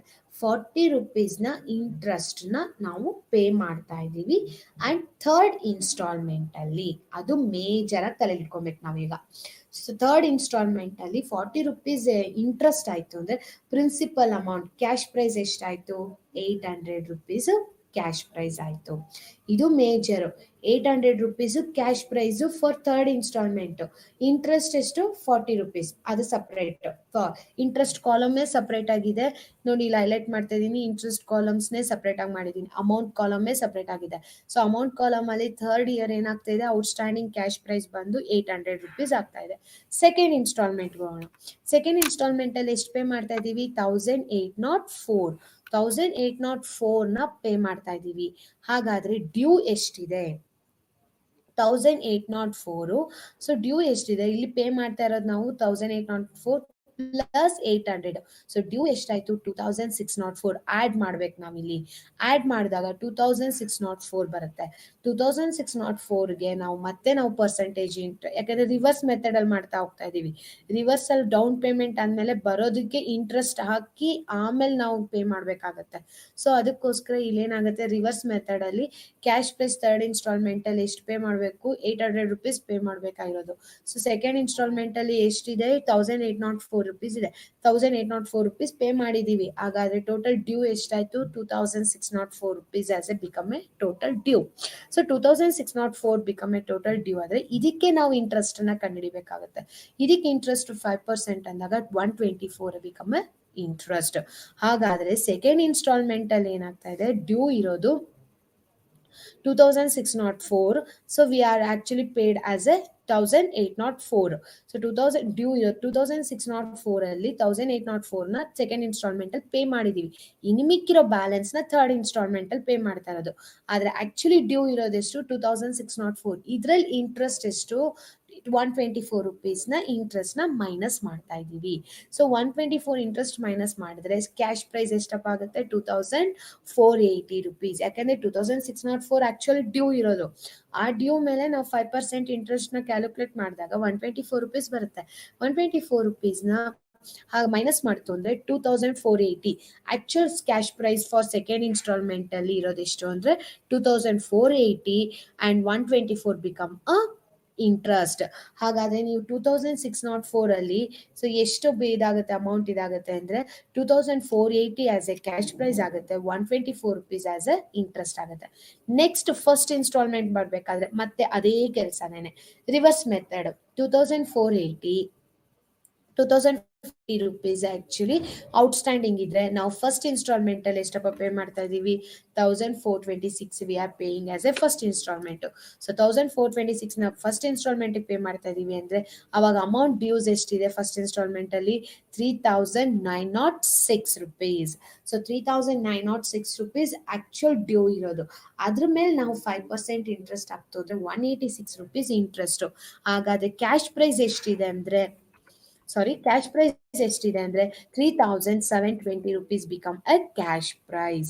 ಇದು ಮೇಜರ್ ಆಗಿರೋದು ನಿಮ್ಮ ಕ್ಯಾಶ್ ಪ್ರೈಸ್ ಫಸ್ಟ್ ಇನ್ಸ್ಟಾಲ್ಮೆಂಟ್ಗೆ. ಆಕ್ಚುಯಲ್ ಡ್ಯೂಸ್ ಬಿಡಿ, ಆಕ್ಚುಯಲ್ ಡ್ಯೂ ಏನಾಗುತ್ತೆ ಅಂದ್ರೆ ಇನ್ಕ್ಲೂಡಿಂಗ್ ಇಂಟ್ರೆಸ್ಟ್ ಇನ್ಕ್ಲೂಡ್ ಆಗಿ ಕ್ಯಾಶ್ ಪ್ರೈಸ್ ಬರುತ್ತೆ, ಐ ಮೀನ್ ಡ್ಯೂಸ್ ಬರುತ್ತೆ. ಅದ್ರಲ್ಲಿ ನಾವು ಇಂಟ್ರೆಸ್ಟ್ ನ ಮೈನಸ್ ಮಾಡಿದ್ರೆ ಕ್ಯಾಶ್ ಪ್ರೈಸ್ ಎಷ್ಟಿದೆ 3720 as a cash price. 3720 cash price ಅಂದ್ರೆ ಅದರಲ್ಲಿ ನಾವು 930 ರುಪೀಸ್ ಫಸ್ಟ್ ಇನ್ಸ್ಟಾಲ್ಮೆಂಟ್ ಅಲ್ಲಿ 3720 ಕ್ಯಾಶ್ ಪ್ರೈಸ್. ಅಬ್ಸರ್ವ್ ಮಾಡಿ 3720 as a cash price for the first installment. ಹಾಗಾದ್ರೆ ಡೌನ್ ಪೇಮೆಂಟ್ ಎಷ್ಟು ರುಪೀಸ್ ಇದೆ ನಾವು ಪೇ ಮಾಡಿರೋದು ಬಿಗಿನಿಂಗ್ ಅಲ್ಲೇನೆ 9000 rupees we are paid. So down payment 930 rupees ಆದ್ರೆ ಇಲ್ಲಿ 930 ರುಪೀಸ್ ಆಡ್ ಮಾಡಿದ್ರೆ total cash price become 4650. So 4650 as a cash price and interest is 350. ಹಾಗಾದ್ರೆ ಕ್ವೆಶನ್ ಅಲ್ಲಿ ಈ 5000 ಏನು ಅನ್ನೋದು ನಮಗೆ ಗೊತ್ತಾಗಿದೆ. 5000 means what? Higher purchases basis for rupees 5000 payable as under including these 3 things. ಅಂದ್ರೆ ಈ 5,000 ಅಲ್ಲಿ ಕ್ಯಾಶ್ ಪ್ರೈಸು ಇದೆ ಪ್ಲಸ್ ಇಂಟ್ರೆಸ್ಟು ಇದೆ. ಸೊ ಕ್ಯಾಶ್ ಪ್ರೈಸ್ ಎಷ್ಟಿದೆ 4,650 ಇದೆ. ಹಾಗಾದ್ರೆ ಇಂಟ್ರೆಸ್ಟ್ ಎಷ್ಟಿದೆ 350 rupees ಬಿಕಮ್ ಅ ಇಂಟ್ರೆಸ್ಟ್. ಇದೇ ಎಕ್ಸಾಂಪಲ್ ತಗೊಳ್ತೀನಿ ನಿಮ್ಗೆ ರಿವರ್ಸ್ ಮೆಥಡ್ ಅಲ್ಲಿ ನಿಮ್ಗೆ ಪ್ರಾಬ್ಲಮ್ ಮಾಡಿ ಎಕ್ಸ್ಪ್ಲೈನ್ ಮಾಡಿದೆ. ನಿಮ್ಗೆ ಒಂದಷ್ಟು ಕನ್ಫ್ಯೂಷನ್ಸ್ ಆಗಿರ್ಬೋದು ಯಾವ ರೀತಿ ಇಂಟ್ರೆಸ್ಟ್ ಕ್ಯಾಲ್ಕುಲೇಟ್ ಮಾಡ್ತಿದ್ದಾರೆ ಅಂತ. ಈ ರಿವರ್ಸ್ ಮೆಥಡ್ ಅಲ್ಲಿ ನೋಡಿ ಇದೇ ಕ್ವೆಶನ್ನೇ ರಿವರ್ಸ್ ಅಲ್ಲಿ ಇವಾಗ ಫಾರ್ ಎಕ್ಸಾಂಪಲ್ 5,000 rupees ವರ್ತ್ ಅಲ್ಲ. ಸೊ ಜಸ್ಟ್ ಕ್ವೆಶನ್ ಚೇಂಜ್ ಮಾಡ್ತಾ ಇದ್ದೀನಿ. Total cash price of an asset machinery become 4,650. Instead of 5,000 place ಅಲ್ಲಿ 4,650 ಅವರೇ ಕೊಟ್ಟಿದ್ದಾರೆ ಅಂತ ಇಟ್ಕೊಳ್ಳಿ. 4,650 they are given a cash price, and first installment, second installment, third installments also they are given, down payment also given.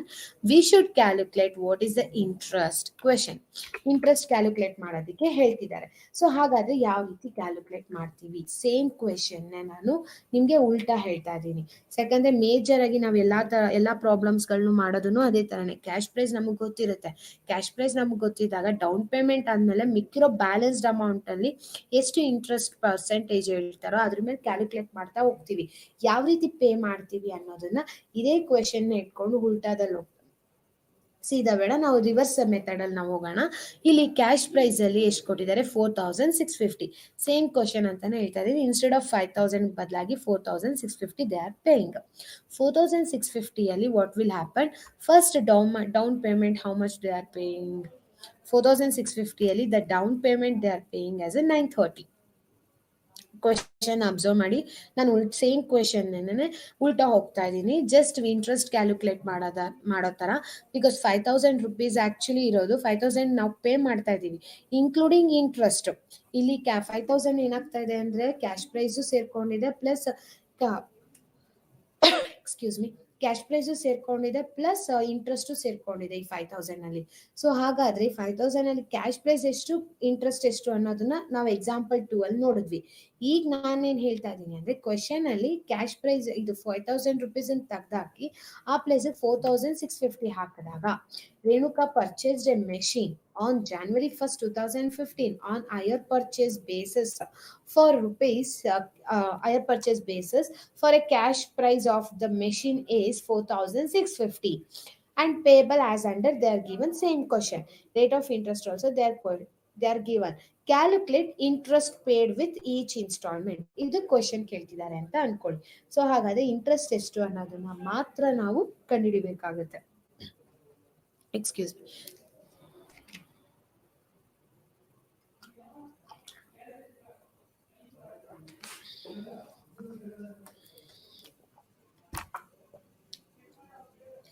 Interest rate ಅನ್ನು ಮಾತ್ರ ನಾವು ಕಂಡುಹಿಡಿಬೇಕಾಗತ್ತೆ. So interest rate ಅನ್ನ ಕಂಡುಹಿಡಿಬೇಕಾದ್ರೆ ನಾರ್ಮಲ್ ಮೆಥಡ್ ಏನೇನೆ. ಕ್ಯಾಶ್ ಪ್ರೈಸ್ ನಮಗೆ ಗೊತ್ತಿದೆ. ಫಸ್ಟ್ 4,650 ಪ್ರೈಸ್ ಹಾಕಿದ್ದೀನಿ. ಇವಾಗ ನಾನು 4,650 ಒಂದು ಮೆಷಿನರಿನ ಪರ್ಚೇಸ್ ಮಾಡಿದ್ದೀನಿ. ಅದಕ್ಕೆ ಡೌನ್ ಪೇಮೆಂಟ್ ನಾನು ಸ್ಟಾರ್ಟಿಂಗ್ ಅಲ್ಲಿ ಪೇ ಮಾಡ್ತಾ ಇರೋದು 930 rupees ಪೇ ಮಾಡ್ತಾ ಇದ್ದೀನಿ. 930 rupees ಪೇ ಮಾಡ್ತು ಅಂದ್ರೆ ಬ್ಯಾಲೆನ್ಸ್ ಎಷ್ಟು ಬರುತ್ತೆ? ಸೊ 3,720 rupees ಬ್ಯಾಲೆನ್ಸ್ ಇರುತ್ತೆ. 3,720 rupees ಬ್ಯಾಲೆನ್ಸ್ ಮೇಲೆ ಇಲ್ಲಿ ನೀವು ಕ್ಯಾಲ್ಕುಲೇಷನ್ ಮಾಡ್ಬೇಕಾಗಿರೋದು. ಉಲ್ಟಾ ಬಂದಾಗ ಏನ್ ಮಾಡ್ತಾ ಇದ್ದೀನಿ 5/105 ಆಗ್ತಾ ಇದ್ದೀನಿ. ಇಲ್ಲಿ ನಾವು ನಾರ್ಮಲ್ ಪ್ರಾಬ್ಲಮ್ ಮಾಡ್ತಾ ಇದ್ದೀನಿ. ಅವಾಗ ಏನಾಗುತ್ತೆ, ನೀವು 3,906 ಮೇಲೆ ಕ್ಯಾಲ್ಕುಲೇಷನ್ ಮಾಡೋ ಅವಶ್ಯಕತೆ ಇಲ್ಲ. ನಿಮ್ಮ ಕ್ವೆಶನ್ ಇಟ್ ಸ್ಟಾರ್ಟ್ಸ್ ಫ್ರಮ್ 4,650. 4,650 ಇಂದ ಕ್ವೆಶನ್ ಸ್ಟಾರ್ಟ್ ಆಗುತ್ತೆ. ಈ 4,650 ಇಂದ ಕ್ವೆಶನ್ ಸ್ಟಾರ್ಟ್ ಆಗಿದೆ ಅಂದ್ರೆ ಡೌನ್ ಪೇಮೆಂಟ್ ಮಾಡಿದ್ಮೇಲೆ ಬ್ಯಾಲೆನ್ಸ್ 3,720 rupees ಇದೆ ನಿಮ್ಮ ಹತ್ರ. 5% ಇಂಟ್ರೆಸ್ಟ್ ಅಂತ ಹೇಳ್ತಿದ್ದಾರೆ. ಹಾಗಾದ್ರೆ 5% ಇಂಟ್ರೆಸ್ಟ್ ಅಂದ್ರೆ ಹೇಗೆ ಕ್ಯಾಲ್ಕುಲೇಟ್ ಮಾಡ್ತೀರಾ? 3,720 into 5/100.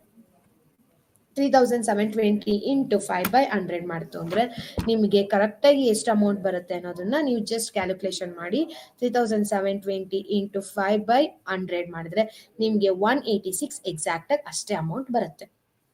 ಮೇಲಿಂದ ಕ್ಯಾಲ್ಕುಲೇಟ್ ಮಾಡಿದಾಗ ಲಾಸ್ಟ್ ಪ್ರಾಬ್ಲಮ್ ಅಲ್ಲಿ ಏನ್ ಮಾಡ್ತಿದ್ವಿ, third year at the end of the year third year ಇಂದ ತಗೊಳ್ಳೋದ್ರಿಂದ ನಾವು 5/100 ಮಾಡ್ತಿಲ್ಲ, 5/105 ಮಾಡ್ತಾ ಇದೀವಿ. ಬಿಕಾಸ್ ವಿ ಆರ್ ಇನ್ಕ್ರೀಸ್ಡ್ 840 ಅಲ್ಲಿ ಆಲ್ರೆಡಿ 40 rupees ಇಸ್ ಇನ್ಕ್ಲೂಡೆಡ್ ಆಗಿರೋದ್ರಿಂದ 5/105 ಮಾಡ್ತಾ ಇದೀವಿ.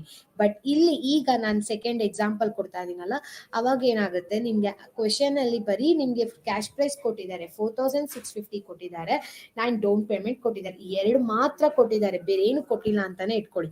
ಸೊ ಎರಡು ಮತ್ತೆ ಇನ್ಸ್ಟಾಲ್ಮೆಂಟ್ಸ್ ಕೊಟ್ಟಿದ್ದಾರೆ. ಹಾಗಾದ್ರೆ ಹೇಗ್ ಕ್ಯಾಲ್ಕುಲೇಟ್ ಮಾಡ್ತೀವಿ ಅಂದ್ರೆ 3720 ಇಲ್ಲಿ ಕ್ಯಾಲ್ಕುಲೇಷನ್ ಬರುತ್ತೆ. 3720 ಇಂಟು 5/100. ಸೊ ಅರ್ಥ ಆಗ್ತಾ ಇದೆ ಅಲ್ವಾ? 3720 ಇಂಟು 5/100 ಮಾಡಿದ್ರೆ ಇದ್ರ ಮೇಲೆ ನೀವು 5% ಮಾಡೋದು. ಸೊ ಈ 3720 ಮೇಲೆ 5% ಮಾಡ್ತು ಅಂದ್ರೆ 186 rupees ಬರುತ್ತೆ. 186 rupees ನ ಆಡ್ ಮಾಡ್ತು ಅಂದ್ರೆ 3906 rupees ಬರುತ್ತೆ. 3906 ಅನ್ನ ನೀವು ಫಸ್ಟ್ ಇನ್ಸ್ಟಾಲ್ಮೆಂಟ್ ಅಲ್ಲಿ ಡ್ಯೂ ಇದೆ ಅಂತ ಅರ್ಥ. ಸೊ ಅರ್ಥ ಆಗ್ತಿದೆ ಗರ್ಲ್ಸ್? ಇನ್ನೊಂದ್ಸಲಿ ಹೇಳ್ತಾ ಇದೀನಿ, ಇನ್ನೊಂದ್ಸರಿ ಕೇಳಿಸ್ಕೊಳ್ಳಿ. ಟೋಟಲ್ ಕ್ಯಾಶ್ ಪ್ರೈಸ್ ಉಲ್ಟಾ ಮೆಥಡ್ ಹೇಳ್ತಾ ಇದೀನಿ. ಈ ಲಾಸ್ಟ್ ಪ್ರಾಬ್ಲಮ್ ಅಲ್ಲಿ ಏನ್ ಹೇಳಿದ್ದಾರೆ, they already given total amount ನ ನಾನು ಇಷ್ಟು ಕಟ್ಬಿಟ್ಟಿದ್ದೀನಿ ಅಂತ ಹೇಳ್ತಿದ್ದಾರೆ. ಅಷ್ಟು ಕಟ್ಟಿರೋದ್ರಲ್ಲಿ ಕ್ಯಾಶ್ ಪ್ರೈಸ್ ಎಷ್ಟು ಮತ್ತೆ ಇಂಟ್ರೆಸ್ಟ್ ಎಷ್ಟು ಅಂತ ಕೇಳ್ತಿದ್ದಾರೆ. ಸೊ ಟೋಟಲ್ ಕಟ್ಬಿಟ್ಟಿರೋದ್ರಿಂದ ನಾನು ರಿವರ್ಸ್ ಅಲ್ಲಿ ಬರ್ತಾ ಇದ್ದೀನಿ. ಯಾಕಂದ್ರೆ ಈ ಫಸ್ಟ್ ಇನ್ಸ್ಟಾಲ್ಮೆಂಟ್ ಅಲ್ಲಿ, ಸೆಕೆಂಡ್ ಇನ್ಸ್ಟಾಲ್ಮೆಂಟ್, ಥರ್ಡ್ ಇನ್ಸ್ಟಾಲ್ಮೆಂಟ್ ಅಲ್ಲಿ ಆಲ್ರೆಡಿ ಇಂಟ್ರೆಸ್ಟ್ ರೇಟ್ ಇನ್ವಾಲ್ವ್ ಆಗೋಗಿದೆ. So already interest rate increase ಆಗಿರೋದ್ರಿಂದ ನಾನು ಇಂಟ್ರೆಸ್ಟ್ ರೇಟ್ ಕ್ಯಾಲ್ಕುಲೇಟ್ ಮಾಡ್ಬೇಕಾದ್ರೆ 5/100 ಅಂತ ಕ್ಯಾಲ್ಕುಲೇಟ್ ಮಾಡಿ ನಾನು ಪ್ರತಿ ವರ್ಷನೂ ಎಷ್ಟೆಷ್ಟು ಇಂಟ್ರೆಸ್ಟ್ ಇದೆ ಅನ್ನೋದನ್ನ ಕ್ಯಾಲ್ಕುಲೇಟ್ ಮಾಡಿದ್ದೀನಿ. ಈಗ ನಾನು ಕೊಡ್ತಾ ಇರೋ ಎಕ್ಸಾಂಪಲ್ ಇದು ಮೇಜರ್ ಎಕ್ಸಾಂಪಲ್. ಇದನ್ನ ಆಕ್ಚುಲಿ ನಾರ್ಮಲ್ ಆಗಿ ನಿಮ್ಗೆ ಹೈಯರ್ ಪರ್ಚೇಸ್ ಸಿಸ್ಟಮ್ ಯಾವ ರೀತಿ ನಡೆಯುತ್ತೆ, ಹೈಯರ್ ಪರ್ಚೇಸ್ ಅಲ್ಲಿ ನಾವು ಯಾವ ರೀತಿ ನಾವು ಕ್ಯಾಲ್ಕುಲೇಟ್ ಮಾಡ್ತೀವಿ, ಹೈಯರ್ ಪರ್ಚೇಸ್ ಅಲ್ಲಿ ನಾವು ಯಾವುದೇ ಒಂದು ವಸ್ತುನ ತಗೊಂಡಾಗ ಡೌನ್ ಪೇಮೆಂಟ್ ಮಾಡಿ ಬರುವಂತಹ ಬ್ಯಾಲೆನ್ಸ್ ಅಮೌಂಟ್ ನ ಇನ್ಸ್ಟಾಲ್ಮೆಂಟ್ ಅಲ್ಲಿ ಯಾವ ರೀತಿ ಕಟ್ತೀವಿ ಅನ್ನೋದನ್ನ ನಾನು ನಿಮ್ಗೆ ಇದೇ ಪ್ರಾಬ್ಲಮ್ ನ ಎಕ್ಸಾಂಪಲ್ ಆಗಿ ತಗೊಂತಾ ಇದ್ದೀನಿ. ಸೊ ಇದೇ ಪ್ರಾಬ್ಲಮ್ ಎಕ್ಸಾಂಪಲ್ ತಗೊಂತಾ ಇರೋದ್ರಿಂದ ಜಸ್ಟ್ ಅಬ್ಸರ್ವ್ ಮಾಡಿ ಕ್ಯಾಲ್ಕುಲೇಷನ್. ಕ್ವೆಶನ್ ಈ ತರ ಇದೆ ನಿಮ್ಗೆ, person purchased A machinery cost of rupees 4650. ಇದು ಅವರೇ ಕೊಟ್ಟಿದ್ದಾರೆ ಕ್ವಶನ್. ಜೊತೆಗೆ the person is paid A down payment of rupees 930. So down payment ಅವ್ನು ಪೇ ಮಾಡಿದ್ದಾನೆ. ಜೊತೆಗೆ the person is A paid first instalment 1426 and second instalment 1804 and third instalment 840. Amount ಅವರೇ ಕೊಟ್ಬಿಟ್ಟಿದ್ದಾರೆ. ನೀವು ಕೇಳ್ಬೋದು, ಹಾಗಾದ್ರೆ ಅಮೌಂಟು ಅವರೇ ಕೊಟ್ಟಾಗ ಅದ್ರೊಳಗಡೆ ಇಂಟ್ರೆಸ್ಟ್ ಇದ್ದೇ ಇರುತ್ತಲ್ವಾ? 100% ಇಂಟ್ರೆಸ್ಟ್ ಇದ್ದೇ ಇದೆ. ಸೊ ಎಷ್ಟು ನಾವು ಮಂತ್ಲಿ ಕಂತುಗಳಲ್ಲಿ ಕಟ್ತೀವಲ್ಲ ಸ್ಟೂಡೆಂಟ್ಸ್, ನಾವು ಪ್ರತಿ ತಿಂಗಳಾಗಿರ್ಬೋದು, ವರ್ಷ ಆಗಿರ್ಬೋದು, ಇದು depends on the buyer and seller the understanding level.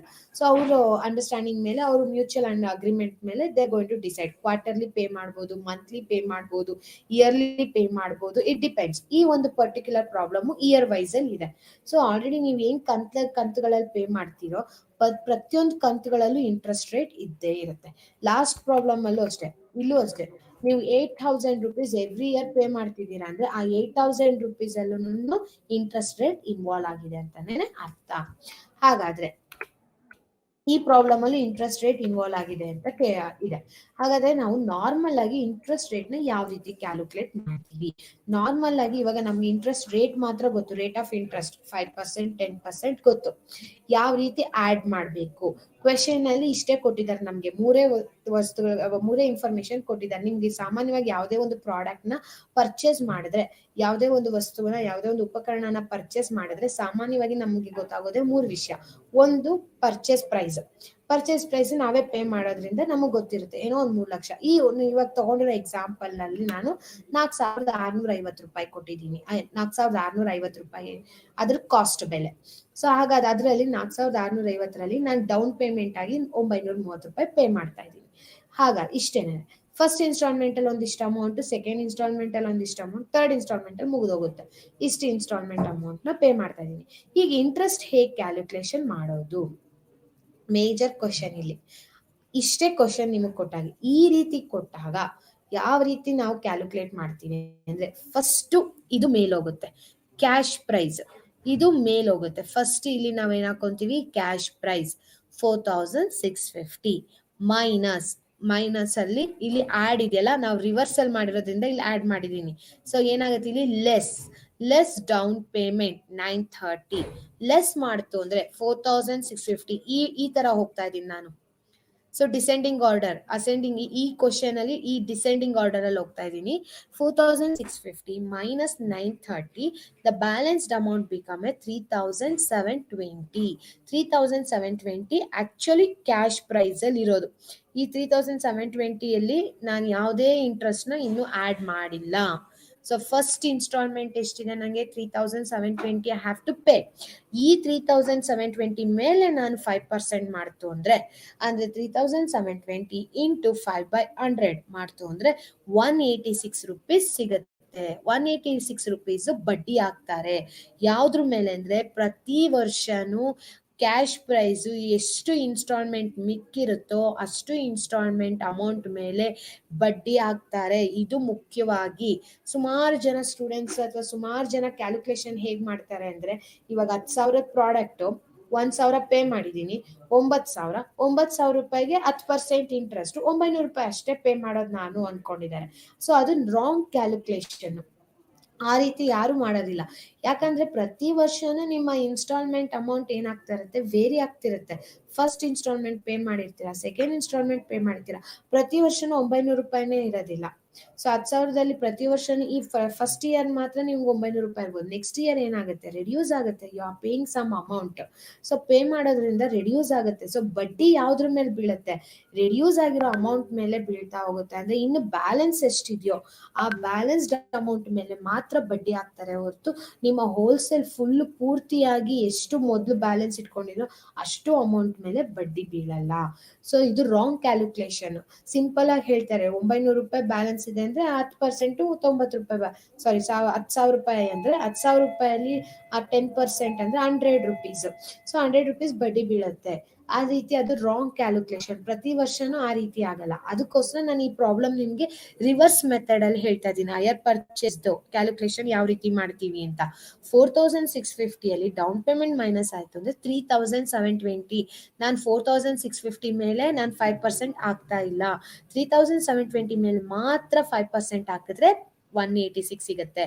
ಅದು ಬಡ್ಡಿ ಆಡ್ ಆಗುತ್ತೆ. ಆಡ್ ಆದಾಗ ಫಸ್ಟ್ ಇನ್ಸ್ಟಾಲ್ಮೆಂಟ್ ಎಷ್ಟು ಪೇ ಮಾಡ್ಬೇಕಾಗುತ್ತೆ, ಆ ಪರ್ಸನ್ 3,906 ರೂಪಾಯಿ ಪೇ ಮಾಡ್ಬೇಕಾಗತ್ತೆ. ಆದ್ರೆ ಅವ್ನು ಎಷ್ಟು ರೂಪಾಯಿ ಪೇ ಮಾಡ್ತಿದ್ದಾನೆ, ಕೇವಲ 1,426 ರೂಪಾಯಿ ಪೇ ಮಾಡ್ತಿದ್ದಾನೆ. ಅಂದ್ರೆ ಆ ಟೈಮಲ್ಲಿ ಅವನಿಗೆ ಅಷ್ಟು ಅಮೌಂಟ್ ಅವೈಲಬಿಲಿಟಿ ಇದೆ, ಅಷ್ಟು ಅಮೌಂಟ್ ಪೇ ಮಾಡ್ತಿದ್ದಾನೆ. ಅದ್ರಲ್ಲಿ ಅಷ್ಟು ಅಮೌಂಟ್ ಪೇ ಮಾಡ್ತಿದ್ದಾಗ ಅದನ್ನ ಮೈನಸ್ ಮಾಡಿದ್ರೆ ಇನ್ನು ಬ್ಯಾಲೆನ್ಸ್ ಸೆಕೆಂಡ್ ಇನ್ಸ್ಟಾಲ್ಮೆಂಟ್ಗೆ ಎಷ್ಟು ಪೇ ಮಾಡ್ಬೇಕಾಗತ್ತೆ, 2,480 ರೂಪಾಯಿ ಪೇ ಮಾಡ್ಬೇಕಾಗತ್ತೆ. ಇಲ್ಲೂ ಅಷ್ಟೇನೆ 2,480 ಮೇಲೆ ನೀವು 5% ಮಾಡಬೇಕು. ಇಲ್ಲಿ ಹೇಗೆ 3720 ಮೇಲೆ 5% ಮಾಡಿದ್ವು, ರಿವರ್ಸ್ ಅಲ್ಲಿ ಇಲ್ಲೂ ಅಷ್ಟೇ 2,480 ಮೇಲೆ ನೀವು 5% ಮಾಡ್ತು ಅಂದ್ರೆ 2,480 ಇಂಟು 5/100 ಮಾಡ್ತು ಅಂದ್ರೆ 124 ಸಿಗುತ್ತೆ. ಈ ಕ್ಯಾಲ್ಕುಲೇಷನ್ ಇಲ್ಲಿ ಬರಲ್ಲ, ಇಲ್ಲಿಗೆ ಬರುತ್ತೆ. ಈ ಕಾಲಮ್ ಅಲ್ಲಿ ನಾವು ಕ್ಯಾಲ್ಕುಲೇಷನ್ ಮಾಡ್ತೀವಿ. ಯಾವಾಗ ರಿವರ್ಸ್ ಅಲ್ಲಿ ಸ್ಟಾರ್ಟ್ ಮಾಡಿದ್ರೆ ಪ್ರಾಬ್ಲಮ್ ನ ಕ್ಯಾಶ್ ಪ್ರೈಸ್ ಇಂದ ಸ್ಟಾರ್ಟ್ ಮಾಡ್ತು ಅಂದ್ರೆ ಕ್ಯಾಲ್ಕುಲೇಷನ್ ಇಲ್ಲಿ ಬರುತ್ತೆ, ಇಲ್ಲಿ ಬರಲ್ಲ. ಇಲ್ಲಿ ನಾನು ರಿವರ್ಸಿಂಗ್ ಪ್ರಾಬ್ಲಮ್ನೇ ಫಸ್ಟ್ ಮಾಡಿಸ್ಬಿಟ್ಟು ಆಮೇಲೆ ನಿಮ್ಗೆ ಆಕ್ಚುಯಲ್ ಪ್ರಾಬ್ಲಮ್ ನ ಎಕ್ಸ್ಪ್ಲೈನ್ ಮಾಡ್ತಾ ಇದ್ದೀನಿ.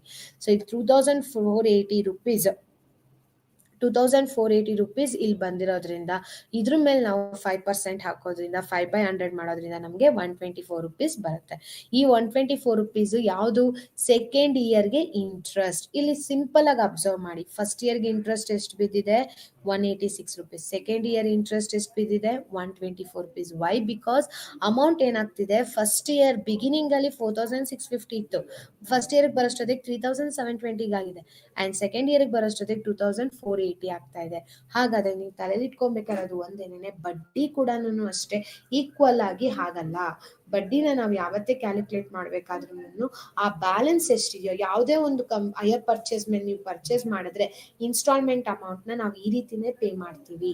ಪ್ರತಿಯೊಂದು ಕಂಪ್ನಿನ ಅಷ್ಟೇ ಲೋನ್ ತಗೊಂಡಾಗ ಅಥವಾ ಯಾವ್ದಾದ್ರು ಮಾರ್ಟ್ಗೇಜ್ ಅಥವಾ ಯಾವುದೇ ಒಂದು ಇದರಲ್ಲಿ ನೀವು ಹೈಯರ್ ಪರ್ಚೇಸ್ ಮಾಡಿದಾಗ ಈ ರೀತಿನೇ ಬಡ್ಡಿ ಕ್ಯಾಲ್ಕುಲೇಷನ್ ಮಾಡ್ತಾ ಹೋಗ್ತೀವಿ. ಅಂದ್ರೆ ಬ್ಯಾಲೆನ್ಸ್ಡ್ ಅಮೌಂಟ್ ಎಷ್ಟಿದೆಯೋ ಆ ಬ್ಯಾಲೆನ್ಸ್ಡ್ ಅಮೌಂಟ್ ಮೇಲೆ ಆ ಒಂದು ಪ್ರೆಸೆಂಟ್ ಇಯರ್ ಎಷ್ಟು ಪರ್ಸೆಂಟೇಜ್ ಇಂಟ್ರೆಸ್ಟ್ ಹಾಕ್ಬೇಕು ಅಷ್ಟು ಪರ್ಸೆಂಟೇಜ್ ಇಂಟ್ರೆಸ್ಟ್ ಬಿದ್ದು ಆಡ್ ಆಗಿ ಡ್ಯೂಸ್ ಆಗುತ್ತೆ.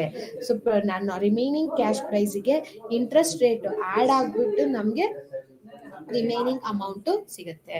ಸೊ ಇದೇ ಪ್ರಾಬ್ಲಮ್ ನ ಕಂಟಿನ್ಯೂ ಮಾಡ್ತಾ ಇದೀನಿ ನೋಡಿ. ಸೆಕೆಂಡ್ ಇನ್ಸ್ಟಾಲ್ಮೆಂಟ್ ಅಲ್ಲಿ ಏನಾಗ್ತಾ ಇದೆ, ನಮಗೆ ಕ್ಯಾಶ್ ಪ್ರೈಸ್ ಔಟ್ಸ್ಟ್ಯಾಂಡಿಂಗ್ ಎಷ್ಟಿದೆ 2480. ಯಾಕಂದ್ರೆ ಆಕ್ಚುಲಿ ಇನ್ಕ್ಲೂಡಿಂಗ್ ಇಂಟ್ರೆಸ್ಟ್ ಆಗಿ 3906 ಆಗಿತ್ತು.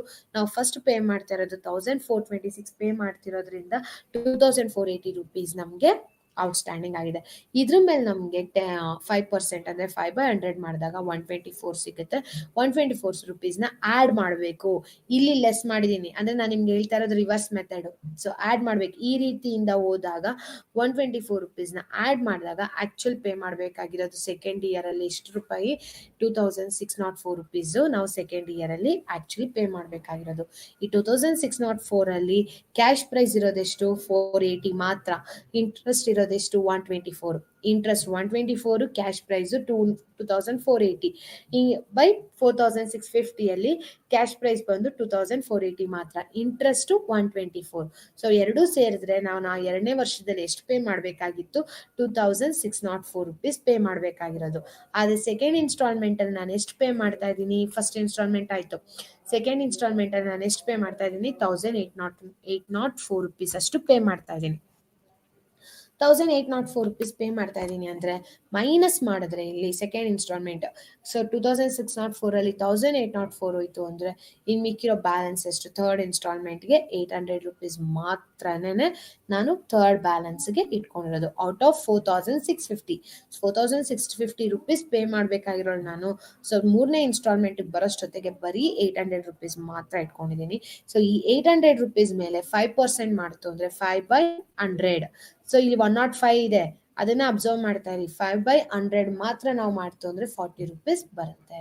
ಈ 40 ರೂಪೀಸ್ ನ ಆಡ್ ಆಯ್ತು ಅಂದ್ರೆ ಲಾಸ್ಟ್ ಥರ್ಡ್ ಇನ್ಸ್ಟಾಲ್ಮೆಂಟ್ ಅಲ್ಲಿ ಎಷ್ಟು ರೂಪಾಯಿ ಕಟ್ಬೇಕು, ನಾನು 840 ರೂಪೀಸ್ ಕಟ್ಬೇಕು. ಕಟ್ತಾ ಇರೋದೆಷ್ಟು, ನಾನು ಲಾಸ್ಟ್ ಥರ್ಡ್ ಇನ್ಸ್ಟಾಲ್ಮೆಂಟ್ ಅಲ್ಲೂ 840 ರೂಪೀಸ್ನೇ ಪೇ ಮಾಡ್ತಾ ಇದ್ದೀನಿ.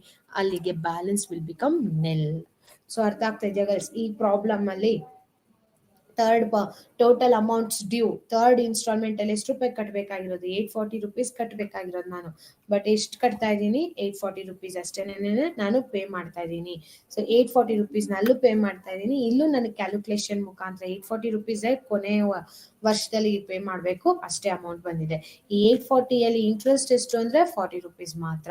ಸೊ ಒನ್ಸ್ ನೀವು ಅಬ್ಸರ್ವ್ ಮಾಡ್ತಾ ಇರಿ ಪ್ರಾಫಿಟ್ನೆಲ್ಲಾನು, ಸೊ ಪ್ರಾಫಿಟ್ ಅಲ್ಲ ಸಾರಿ ಇಂಟ್ರೆಸ್ಟ್ ಅನ್ನ ಅಬ್ಸರ್ವ್ ಮಾಡ್ತಾ ಇದ್ರೆ ಫಸ್ಟ್ ಇಯರ್ ಇಂಟ್ರೆಸ್ಟ್ ಎಷ್ಟು ರೂಪಾಯಿ ಬಿದ್ದಿದೆ ನಮಗೆ, ಫಸ್ಟ್ ಇಯರ್ ಇಂಟ್ರೆಸ್ಟ್ 186 ರೂಪೀಸ್ ಬಿದ್ದಿದೆ. ಸೆಕೆಂಡ್ ಇಯರ್ ಇಂಟ್ರೆಸ್ಟ್ 124 ರೂಪೀಸ್ ಬಿದ್ದಿದೆ. ಥರ್ಡ್ ಇಯರ್ ಇಂಟ್ರೆಸ್ಟ್ ಬರೀ ಕೇವಲ 40 ರೂಪೀಸ್ ಮಾತ್ರ ಬಿದ್ದಿದೆ. ಸೊ ಹಾಗಾದ್ರೆ ಕ್ಯಾಲ್ಕುಲೇಟ್ ಮಾಡ್ಬೇಕಾದ್ರೆ ನಮ್ಗೆ first year, second year, third year equal ಅಲ್ಲ, ಬಟ್ ನೀವು ರೇಟ್ ಆಫ್ ಇಂಟ್ರೆಸ್ಟ್ ಮಾತ್ರ ಈಕ್ವಲ್ ಆಗಿದೆ. ಫಸ್ಟ್ ಇಯರ್ ನಾನು 5% ತಗೊಂಡೆ, ಸೆಕೆಂಡ್ ಇಯರ್ ನಾನು 5% ತಗೊಂಡೆ, ಥರ್ಡ್ ಇಯರ್ ನಾನು 5% ತಗೊಂಡೆ. 3 ವರ್ಷನೂ ನಾನು 5% ತಗೊಂಡು ಕ್ಯಾಲ್ಕುಲೇಷನ್ ಮಾಡಿದ್ದೀನಿ. ಸೊ 3 ವರ್ಷನೂ ನಾನು 5% ತಗೊಂಡು ಕ್ಯಾಲ್ಕುಲೇಟ್ ಮಾಡಿರೋದ್ರಿಂದ ಇಲ್ಲಿ ರೇಟ್ ಆಫ್ ಇಂಟ್ರೆಸ್ಟ್ ಏನಾಗ್ತಾ ಇದೆ, ಫಿಕ್ಸ್ ಆಗ್ತಾ ಇದೆ. ಆದ್ರೆ ಚಾರ್ಜಸ್ ಮಾತ್ರ ವೇರಿ ಆಗ್ತಾ ಇದೆ. ನೀವು ಕ್ವೆಶನ್ ಕೇಳ್ಬೋದು, ರೇಟ್ ಆಫ್ ಇಂಟ್ರೆಸ್ಟ್ ಮಾತ್ರ ಫಿಕ್ಸ್ಡ್ ಆಗಿದೆ, ಚಾರ್ಜಸ್ ಹೇಗೆ ವೇರಿ ಆಗುತ್ತೆ ಅಂದ್ರೆ ಬ್ಯಾಲೆನ್ಸ್ ಅಮೌಂಟ್ ಕೂಡ ವೇರಿ ಆಗುತ್ತೆ. ಯಾಕಂದ್ರೆ ಬಿಗಿನಿಂಗ್ ಅಲ್ಲಿ ನಾನು 4000 ಕಟ್ಬೇಕಾಗಿರುತ್ತೆ, ಆಮೇಲೆ ಫಸ್ಟ್ ನಾನು ಡೌನ್ ಪೇಮೆಂಟ್ ಮಾಡಿರ್ತೀನಿ 4000ದಲ್ಲಿ 1000 ಪೇ ಮಾಡಿದ್ರೆ ಮಿಕ್ಕಿರೋ ಬ್ಯಾಲೆನ್ಸ್ ಎಷ್ಟು 3000. ಸೊ 5% ಕೇವಲ 3000 ಮೇಲೆ ಮಾತ್ರ ಬೀಳುತ್ತೆ. ಸೊ ಆಮೇಲೆ ಮತ್ತೆ ಬರ್ತಾ ಹಂಗೆ ರಿಡ್ಯೂಸ್ ಆಗ್ತಾ ಹೋಗುತ್ತೆ. ಅಂದ್ರೆ ಇಯರ್ಲಿ ಏನಾಗ್ತಾ ಇರುತ್ತೆ, ಅಮೌಂಟ್ ಪೇ ಮಾಡೋದ್ರಿಂದನೂ ಆಕ್ಚುಲ್ ಕ್ಯಾಶ್ ಪ್ರೈಸು ಮತ್ತೆ ಇಂಟ್ರೆಸ್ಟ್ ಆಡ್ ಆಗಿ ಬರೋ ಅಂತ ಅಮೌಂಟ್ ಕೂಡ ಏನಾಗ್ತಾ ಹೋಗುತ್ತೆ, ಲೆಸ್ ಆಗ್ತಾ ಹೋಗುತ್ತೆ. ಎರಡು ಲೆಸ್ ಆಗ್ತಾ ಕೊನೆಯಲ್ಲಿ ಬರೋ ಇಂಟ್ರೆಸ್ಟ್ ಅಮೌಂಟ್ಗೆ ತೀರಾ ಕಮ್ಮಿ ಇಂಟ್ರೆಸ್ಟ್ ಮಾತ್ರ ಪೇ ಮಾಡ್ತೀವಿ, ಜಾಸ್ತಿ ಕ್ಯಾಶ್ ಪ್ರೈಸ್ ಏನೇನೆ ಇರುತ್ತೆ. ಆದ್ರೆ ಬಿಗಿನಿಂಗ್ ಇಯರ್ಗೂ ಎಂಡ್ ಆಫ್ ದ ಇಯರ್ ಅಲ್ಲೂ ಇನ್ನೊಂದು ನೀವು ಅಬ್ಸರ್ವ್ ಮಾಡ್ಬೇಕಾಗಿರೋದು ಏನು ಅಂದ್ರೆ, ಬಿಗಿನಿಂಗ್ ಇಯರ್ ಅಲ್ಲಿ ಯಾವತ್ತೇ ಕ್ಯಾಲ್ಕುಲೇಷನ್ ಅಲ್ಲಿ ಲೋನ್ ಆಗಿರ್ಬೋದು ಅಥವಾ ನೀವು ಸೈಟ್ ಲೋನ್, ಫ್ಯಾಟ್ ಯಾವುದೇ ಒಂದು ಲೋನ್ ತಗೊಂಡಿರ್ತೀರಾ, ವೆಹಿಕಲ್ ಲೋನ್ ಅಥವಾ ಯಾವುದೇ ಒಂದು machinery loan, any kind of loans ಆಗಿರ್ಬೋದು, ಬ್ಯಾಂಕಿಂಗ್ ಅಲ್ಲೂ ಕೂಡ ಇದೇ system follow, higher purchase system ಏನಾಗ್ತಾ ಇರುತ್ತೆ ಅಂದ್ರೆ ಸ್ಟಾರ್ಟಿಂಗ್ ಬಿಗಿನಿಂಗ್ ಅಲ್ಲಿ ನಿಮ್ಮ ರೇಟ್ ಆಫ್ ಇಂಟ್ರೆಸ್ಟ್ ಜಾಸ್ತಿ ಇರುತ್ತೆ. ಸೊ ನಿಮ್ದು ಅಲ್ಲಿ ಡೌನ್ ಪೇ ಅಮೌಂಟ್ ಏನಾಗಿರುತ್ತೆ, ಕ್ಯಾಶ್ ಪ್ರೈಸ್ ತೀರಾ ಕಮ್ಮಿ ಇರುತ್ತೆ. ಕ್ಯಾಶ್ ಪ್ರೈಸ್ ಅಮೌಂಟ್ ಕಮ್ಮಿ ಇರುತ್ತೆ, ನಿಮ್ಮ ಇಂಟ್ರೆಸ್ಟ್ ಚಾರ್ಜಸ್ ಜಾಸ್ತಿ ಇರುತ್ತೆ. ಇದೇ ಸಿಂಪಲ್ ಎಕ್ಸಾಂಪಲ್. ಈ ಪ್ರಾಬ್ಲಮ್ ಅಲ್ಲೇ ಅಬ್ಸರ್ವ್ ಮಾಡಿ ನೀವು. ಕ್ಯಾಶ್ ಪ್ರೈಸ್ ನೀವು ಜಸ್ಟ್ ನೀವು 4650 ಇಲ್ಲಿ ನೀವು ಪೇ ಮಾಡ್ತಿರೋದು ಕೇವಲ 1426 ರೂಪಾಯಿ ಮಾತ್ರ ಫಸ್ಟ್ ಇನ್ಸ್ಟಾಲ್ಮೆಂಟ್ ಅಲ್ಲಿ ನೀವು ಪೇ ಮಾಡ್ತಾ ಇರೋದು. ಇಲ್ಲಿ ನಾನು ಹೈಲೈಟ್ ಮಾಡ್ತಾ ಇದ್ದೀನಿ ನೋಡಿ. ಸೊ ಆಕ್ಚುಲಿ ಬ್ಯಾಲೆನ್ಸ್ ಇರೋದೆಷ್ಟು 4320 ಅಲ್ಲಿ ನೀವು ಫಸ್ಟ್ ಇನ್ಸ್ಟಾಲ್ಮೆಂಟ್ ಪೇ ಮಾಡ್ತಿರೋದು 1426. ಇದ್ರಲ್ಲಿ ಕ್ಯಾಶ್ ಪ್ರೈಸ್ ಅಲ್ಲಿ 186 ನ ಮೈನಸ್ ಮಾಡಿದ್ರೆ ನಿಮ್ಗೆ ಇಲ್ಲಿ ಕ್ಯಾಶ್ ಪ್ರೈಸ್ ಎಷ್ಟು ಅನ್ನೋದು ಗೊತ್ತಾಗುತ್ತೆ ಫಸ್ಟ್ ಇನ್ಸ್ಟಾಲ್ಮೆಂಟ್ ಅಲ್ಲಿ. ಬಿಕಾಸ್ ಫಸ್ಟ್ ಇಯರ್ ಅಲ್ಲಿ ನಿಮ್ಗೆ ಇಂಟ್ರೆಸ್ಟ್ ಎಷ್ಟು ಬಿದ್ದಿದೆ 124 rupees as a become an interest. ಇಲ್ಲಿ 124 ಆಗಬೇಕು. ಸೊ 186 rupees ಮಾತ್ರನೇ ನಿಮಗೆ first year interest. So 186 first year interest. Second year ಏನಾಗ್ತಿದೆ ಲಿಟಲ್ ಕಮ್ಮಿ, ರೆಡ್ಯೂಸಿಂಗ್ 124 rupeesಗೆ ಕಮ್ಮಿ ಆಗ್ತಾ ಇದೆ. ಕೊನೆ ಇಯರ್ ಏನಾಗ್ತಾ ಇದೆ 40 rupees ಬಂದು ನಿಂತಿದೆ. ಅಂದ್ರೆ ಪ್ರತಿ ವರ್ಷನೂ ಬಿಗಿನಿಂಗ್ ಅಲ್ಲಿ ರೇಟ್ ಆಫ್ ಇಂಟ್ರೆಸ್ಟ್ ಜಾಸ್ತಿ ಇದೆ. Rate of interest interest amount ಜಾಸ್ತಿ ಕಟ್ತಾ ಇದೀವಿ. ಕೊನೆ ಇಯರ್ ಬಂದಾಗ ಇಂಟ್ರೆಸ್ಟ್ ಅಮೌಂಟ್ ಜಾಸ್ತಿ ಕಟ್ಟಲ್ಲ, ಕ್ಯಾಶ್ ಅಮೌಂಟ್ ಜಾಸ್ತಿ ಕಟ್ತೀವಿ. ಇಲ್ಲಿ ಬಿಗಿನಿಂಗ್ ಅಲ್ಲಿ ಕ್ಯಾಶ್ ಅಮೌಂಟ್ ನಾವು ಒಂದು ಲೆವೆಲ್ ಅಲ್ಲಿ ಪೇ ಮಾಡ್ತಾ ಇದೀವಿ. ಸೊ 1406 ಅಂದ್ರೆ ಇದರಲ್ಲಿ ಆಕ್ಚುಲಿ ನಾವು ಪೇ ಮಾಡ್ಬೇಕಾದ್ರೆ ಎಷ್ಟು 3720 ಇನ್ಕ್ಲೂಡಿಂಗ್ ಇಂಟ್ರೆಸ್ಟ್ ರೇಟ್ 3906. ಇದ್ರಲ್ಲಿ ನಾವು ಪೇ ಮಾಡ್ತಿರೋ 1426 ಅಂದ್ರೆ ಈ 1426 ಅಲ್ಲಿ 186 ಇನ್ಕ್ಲೂಡೆಡ್ ಅಂತ ಅರ್ಥ. ಮೇಜರ್ ಆಗಿ 186 ಇನ್ಕ್ಲೂಡ್ ಮೈನಸ್ ಮಾಡ್ತು ಅಂದ್ರೆ ನೀವು ಜಸ್ಟ್ ಲೆಸ್ಸರ್ ಅಮೌಂಟ್ ಅಲ್ಲಿ ನೀವು ಕ್ಯಾಶ್ ಪ್ರೈಸ್ ಇದೆ, ಇಂಟ್ರೆಸ್ಟ್ ಮಾತ್ರ ಜಾಸ್ತಿ ಇದೆ. ಸೆಕೆಂಡ್ ಇಯರ್ ಏನಾಗ್ತಿದೆ ಬ್ಯಾಲೆನ್ಸ್ಡ್ ಆಗ್ತಿದೆ. ಲಾಸ್ಟ್ ಇಯರ್ ಏನಾಗ್ತಾ ಇದೆ ಇಂಟ್ರೆಸ್ಟ್ ವಿಲ್ ಬಿಕಮ್ ಲೆಸ್ಸರ್ ಆಗ್ತಾ ಇದೆ. ಸೊ ಅವಾಗ 840 rupees ಅಲ್ಲಿ 40 rupees ಇಂಟ್ರೆಸ್ಟ್ ಆಗೋದು, ಬರೀ ಕೇವಲ 800 ಮಾತ್ರ ಬ್ಯಾಲೆನ್ಸ್ ಇರೋದು ಕ್ಯಾಶ್ ಪ್ರೈಸ್ ನ ಪೇ ಮಾಡ್ತಾ ಇದೀವಿ ಅಂತ ಅರ್ಥ. ಸೊ ಇದು ಮೇಜರ್ ಕ್ಯಾಲ್ಕುಲೇಷನ್. ಈಗ ಬಿಗಿನಿಂಗ್ ಪ್ರಾಬ್ಲಮ್ ನಾವು ಟ್ರೈ ಮಾಡ್ಬೋದು ಇಲ್ಲಿ. ಸೊ ಬಿಗಿನಿಂಗ್ ಪ್ರಾಬ್ಲಮ್ ಅಲ್ಲಿ ಏನಾಗ್ತಿದೆ ಹೈಯರ್ ಪರ್ಚೇಸ್ ಪ್ರೈಸ್ ಅಲ್ಲಿ 3 ವರ್ಷಕ್ಕೂ ಎಷ್ಟು ಇಂಟ್ರೆಸ್ಟ್ ರೇಟ್ ನ ಪೇ ಮಾಡ್ಬೇಕಿದೀವಿ ಅಂತ ಕೇಳ್ತಿದ್ದಾರೆ. ಇಲ್ಲೂ ಕೂಡ 5% ಏನೇನೆ. ನಮಗ್ ಗೊತ್ತಿರೋದು ಯಾವುದು ಕ್ಯಾಶ್ ಪ್ರೈಸ್. ಸೇಮ್ ಈ ಕ್ವಶನ್ ನಾವು ಇಲ್ಲಿ ಅಪ್ಲೈ ಮಾಡ್ಬೋದು. ಇಲ್ಲಿ ಕ್ಯಾಶ್ ಪ್ರೈಸ್ ನಲ್ಲಿ 29,800 ತಗೊಂಡ್ರೆ, ಸೊ ಈ ಕ್ವಶನ್ ಅಲ್ಲಿ 29,800 are given cash price. Down payment ಎಷ್ಟು 8,000. ಡೌನ್ ಪೇಮೆಂಟ್ 8,000 ಮಾಡಿದ್ರೆ ಸೊ 29,800 ಅಲ್ಲಿ ಡೌನ್ ಪೇಮೆಂಟ್ 8,000 ಮೈನಸ್ ಮಾಡ್ತು ಅಂದ್ರೆ ಇನ್ 3 ವರ್ಷ 88,000 ಅಂದ್ರೆ 5% ಇಂಟ್ರೆಸ್ಟ್ ಅಂದ್ರೆ ಪ್ರತಿ ವರ್ಷನೂ ಎಷ್ಟು ರೂಪಾಯಿ ಪೇ ಮಾಡ್ತಾ ಇದೀವಿ. ಟೋಟಲ್ ಇಂಟ್ರೆಸ್ಟ್ ರೇಟ್ ನಮಗೆ ಗೊತ್ತಿದೆ 2,200. ಈ 2,200 ಅಲ್ಲಿ ಫಸ್ಟ್ ಇಯರ್ಗೆ ಎಷ್ಟು, ಸೆಕೆಂಡ್ ಇಯರ್ಗೆ ಎಷ್ಟು, ಥರ್ಡ್ ಇಯರ್ಗೆ ಎಷ್ಟು ಅನ್ನೋದನ್ನ ಯಾವ ರೀತಿ ಕ್ಯಾಲ್ಕುಲೇಟ್ ಮಾಡ್ತೀವಿ ಅಂದ್ರೆ ಸೇಮ್ ಇದೇ ಮೆಥಡ್ ಅಲ್ಲೇ ನಾವು ಹೋಗ್ಬೋದು. ಫಸ್ಟ್ ಕ್ಯಾಶ್ ಪ್ರೈಸ್ ಹಾಕೊಳ್ಳೋಣ. 29,800 ಅಲ್ವಾ, 29,800 become a cash price. So ಈ ಪ್ಲೇಸ್ ಅಲ್ಲಿ 29,800 ಮೈನಸ್ 8,000 ಡೌನ್ ಪೇಮೆಂಟ್ ಮಾಡಿದೀವಿ. ಬಂದಿರೋ ಬ್ಯಾಲೆನ್ಸ್ ಇದ್ರ ಮೇಲೆ ನೀವು 5% ಕ್ಯಾಲ್ಕುಲೇಟ್ ಮಾಡಿತು ಅಂದ್ರೆ ಇಂಟ್ರೆಸ್ಟ್ ಗೊತ್ತಾಗುತ್ತೆ. ಈ ಇಂಟ್ರೆಸ್ಟ್ಗೆ ಆಡ್ ಮಾಡ್ತು ಅಂದ್ರೆ ಅಲ್ಲೆಷ್ಟು ಫಸ್ಟ್ ಇನ್ಸ್ಟಾಲ್ಮೆಂಟ್ ಅಲ್ಲಿ ಮತ್ತೆಷ್ಟು ಕಂಡಿದ್ದೀವಿ 8,000 rupees ಪೇ ಮಾಡಿದೀವಿ. ಆ 8,000 rupees ಅಲ್ಲಿ ನಮ್ಗೆ ಅದರಲ್ಲೇ ಡೈರೆಕ್ಟ್ ಆಗಿ ನಾವು ಮಾಡ್ಬೋದು. 8,000 ಅಲ್ಲಿ ಬ್ಯಾಲೆನ್ಸ್ ಬಂದಿರುತ್ತಲ್ಲ ಆ 8,000 ಅಲ್ಲೇ ಇಲ್ಲಿ ಇಂಟ್ರೆಸ್ಟ್ ಎಷ್ಟು ಬಂದಿರುತ್ತೋ ಮೈನಸ್ ಮಾಡಿದ್ರೆ ನಮಗೆ ಗೊತ್ತಾಗುತ್ತೆ. ಸೊ 8,000 ಮೈನಸ್ ಮಾಡಿದ್ರೆ ಮತ್ತೆ ಬ್ಯಾಲೆನ್ಸ್ ಸೆಕೆಂಡ್ ಇನ್ಸ್ಟಾಲ್ಮೆಂಟ್ ಈ ಅಮೌಂಟ್ ಮೇಲೆ 5% ಮಾಡಿದ್ರೆ ಇಂಟ್ರೆಸ್ಟ್ ಎಷ್ಟು ಆಡ್ ಮಾಡ್ತು ಅಂದ್ರೆ ಟೋಟಲ್ ಡ್ಯೂಸ್ ಎಷ್ಟು. ಇದ್ರಲ್ಲಿ ಸೆಕೆಂಡ್ ಇನ್ಸ್ಟಾಲ್ಮೆಂಟ್ ಅಲ್ಲಿ ಮತ್ತೆ 8,000 ವಿ ಆರ್ ಪೇಯಿಂಗ್. 8,000 ಮತ್ತೆ ಪೇ ಮಾಡಿದಾಗ ಬ್ಯಾಲೆನ್ಸ್ ಎಷ್ಟು ಬೀಳುತ್ತೆ.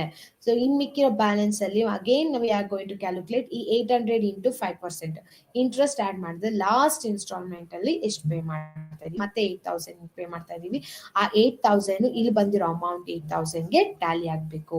ಟ್ಯಾಲಿ ಆಯ್ತು ಅಂದ್ರೆ V are paying properly, instalment amount ನ ಪ್ರಾಪರ್ ಆಗಿ ಪೇ ಮಾಡ್ತಾ ಇದೀವಿ ಅಂತ ಅರ್ಥ. ಇಲ್ಲಿ ಕ್ಯಾಲ್ಕುಲೇಟ್ ಮಾಡೋದ್ರಿಂದ ನಿಮ್ಗೆ ಪ್ರತಿ ವರ್ಷನೂ ಈ ಫಸ್ಟ್ ಪ್ರಾಬ್ಲಮ್ ಅಲ್ಲಿ ಏನ್ ಎಕ್ಸಾಂಪಲ್ ಕೊಟ್ನೋ ಪ್ರತಿ ವರ್ಷ ನಿಮ್ಗೆ ಈ ರೀತಿ ಬರುತ್ತೆ ಅಂತ ಅರ್ಥ.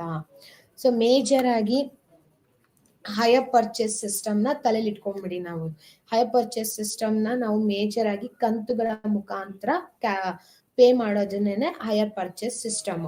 ನಾವು ಒಂದ್ಸಲಿ ರಿವೈಸ್ ಮಾಡ್ತಾ ಇದ್ದೀನಿ. ಫಸ್ಟ್ ಇಂದಾನು ಮೇಜರ್ ಆಗಿ 5 ಪಾಯಿಂಟ್ ನ ತಲೆಯಲ್ಲಿ ಇಟ್ಕೊಬೇಕು ನೀವು. ಹೈಯರ್ ಪರ್ಚೇಸ್ ಅಲ್ಲಿ ಈ 2 ಪ್ರಾಬ್ಲಮ್ಸ್ ಎರಡು ಪ್ರಾಬ್ಲಮ್ ನ ಎಕ್ಸಾಂಪಲ್ ಆಗಿ ಇಟ್ಕೊಂಡು 3 ರೀತಿಯಲ್ಲಿ ಎಕ್ಸ್ಪ್ಲೈನ್ ಮಾಡಿದೀನಿ. ಸೊ ಇಲ್ಲಿ ಇವತ್ತಿನ ಕ್ಲಾಸಲ್ಲಿ ನಾನು ಮೇಜರ್ ಆಗಿ ಫೋಕಸ್ ಮಾಡ್ತಾ ಇರೋದು ಹೈಯರ್ ಪರ್ಚೇಸ್ ಸಿಸ್ಟಮ್ ಬಗ್ಗೆ. ನೆಕ್ಸ್ಟ್ ಕ್ಲಾಸ್ ಅಲ್ಲಿ ಇನ್ಲ್ಯಾಂಡ್ ಬ್ರಾಂಚಸ್ ಬಗ್ಗೆ ಎಕ್ಸ್ಪ್ಲೈನ್ ಮಾಡ್ತೀನಿ. ಇನ್ಲ್ಯಾಂಡ್ ಬ್ರಾಂಚಸ್ ಈಸಿ ಆಗಿದೆ.